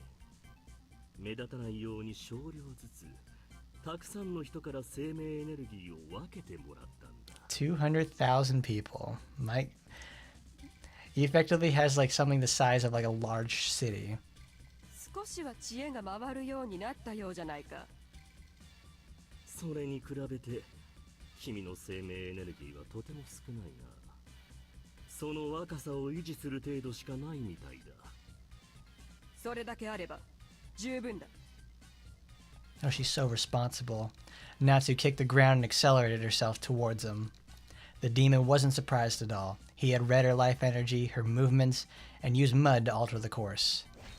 However, this time Natsu changed the life energy she stole from the mud into her power, and with incomparable speed from the first time, she took his head right off. She slipped over a dozen meters on the ground because she didn't slow down even after beheading him. Her legs were about to give out from the sudden burst, and she wobbled after she stopped. やったか The The opponent had nearly infinite life energy, and she used that against him to make that energy hers. That singular strike was performed perfectly, but when she turned back down to look at him, the demon's body was breaking down into mud like the tentacles. It was a hologram. タイマニンというのは恐ろしいものだ。こと戦いにおいては、はるかに格上の者をこうも簡単に殺せるのだから。She couldn't pinpoint his location through his voice. It was as if he was echoing through the woods and talking to her directly inside her head. Natsu snorted at that fact. She failed to kill him. もう一度言うが、タイマニンから生命エネルギーを奪った時、こうなる予感があったよな。必ず君が来ると、同じ能力を持つ俺を殺しに来ると。生命エネルギーを奪い続けた末路を見て認めたくないのかな。私はお前のようにはならないさ。私はこの力でただ若い連中を見守るだけだ。もったいないな。永遠の命があり、どこまでも際限なくエネルギーを蓄えることができる。I like how this very common demon has like an extremely strong power, and we have like heard nothing about him. Like it's insane, powerful strength, and only Inage knows about him.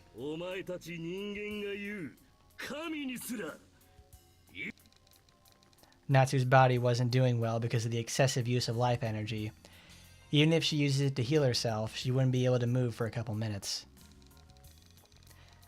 The demon, using the same life energy, knew that. He also knew that Natsu was going to hunt him for the kill, and he was about to do it first. He resurfaced from behind her back with a sword made of mud. お前は昔から変わらない。どれだけ強くなっても自分は安全な場所で戦い、そしてとどめは自分で刺そうとするな。Decades ago, or maybe more, the demon fought the exact same way. And Natsu, remembering their fights from the past, smirked and kicked the ground. It was that first time he was startled. She wasn't supposed to move like that, let alone fight. But she just did, and jumped higher by stepping on the mud sword. A single slash. The moment the moon reflected off the blade was the last moment the demon ever saw. His head then fell off and rolled to the floor.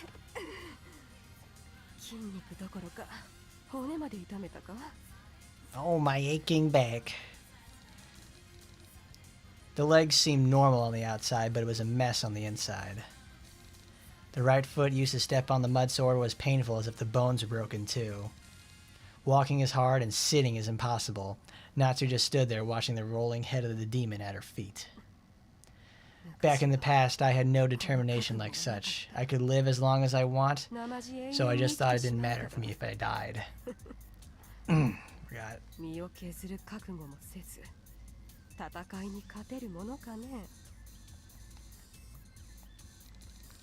Natsu celebrated herself with a bitter victory. She couldn't remember how long it took to achieve it. Was this fight ever meaningful?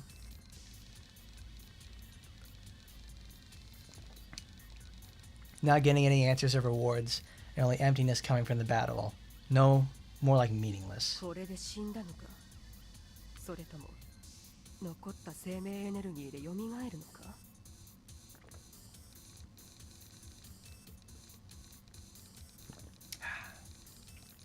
She sliced his head off with the blade in her hand, leaving the scene. If he comes back, she's just going to kill him again. She's a Taimanin, and he's a demon. They both use the same ability and live almost eternally. Then one day, it was possible he would come back. Like she said before, she's just gonna kill him again.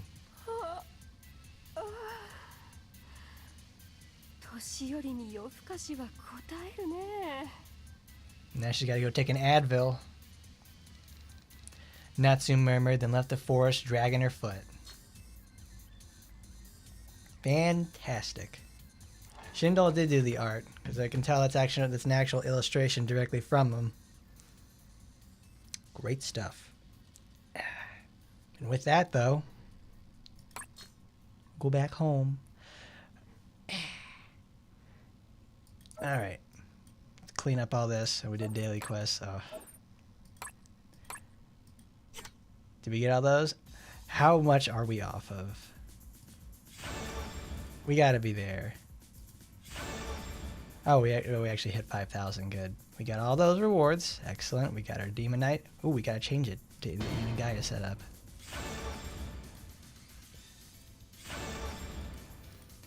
Let's clear all these, and that'll probably be it for today. Because I wanted to read that and finish up the day for sure. Because I knew with all of our farming today, we would end up clearing all this. Because when I was farming it this week for her stuff, so I could level her up, I got like halfway done. And now we have our anniversary background. 教えてあげようか。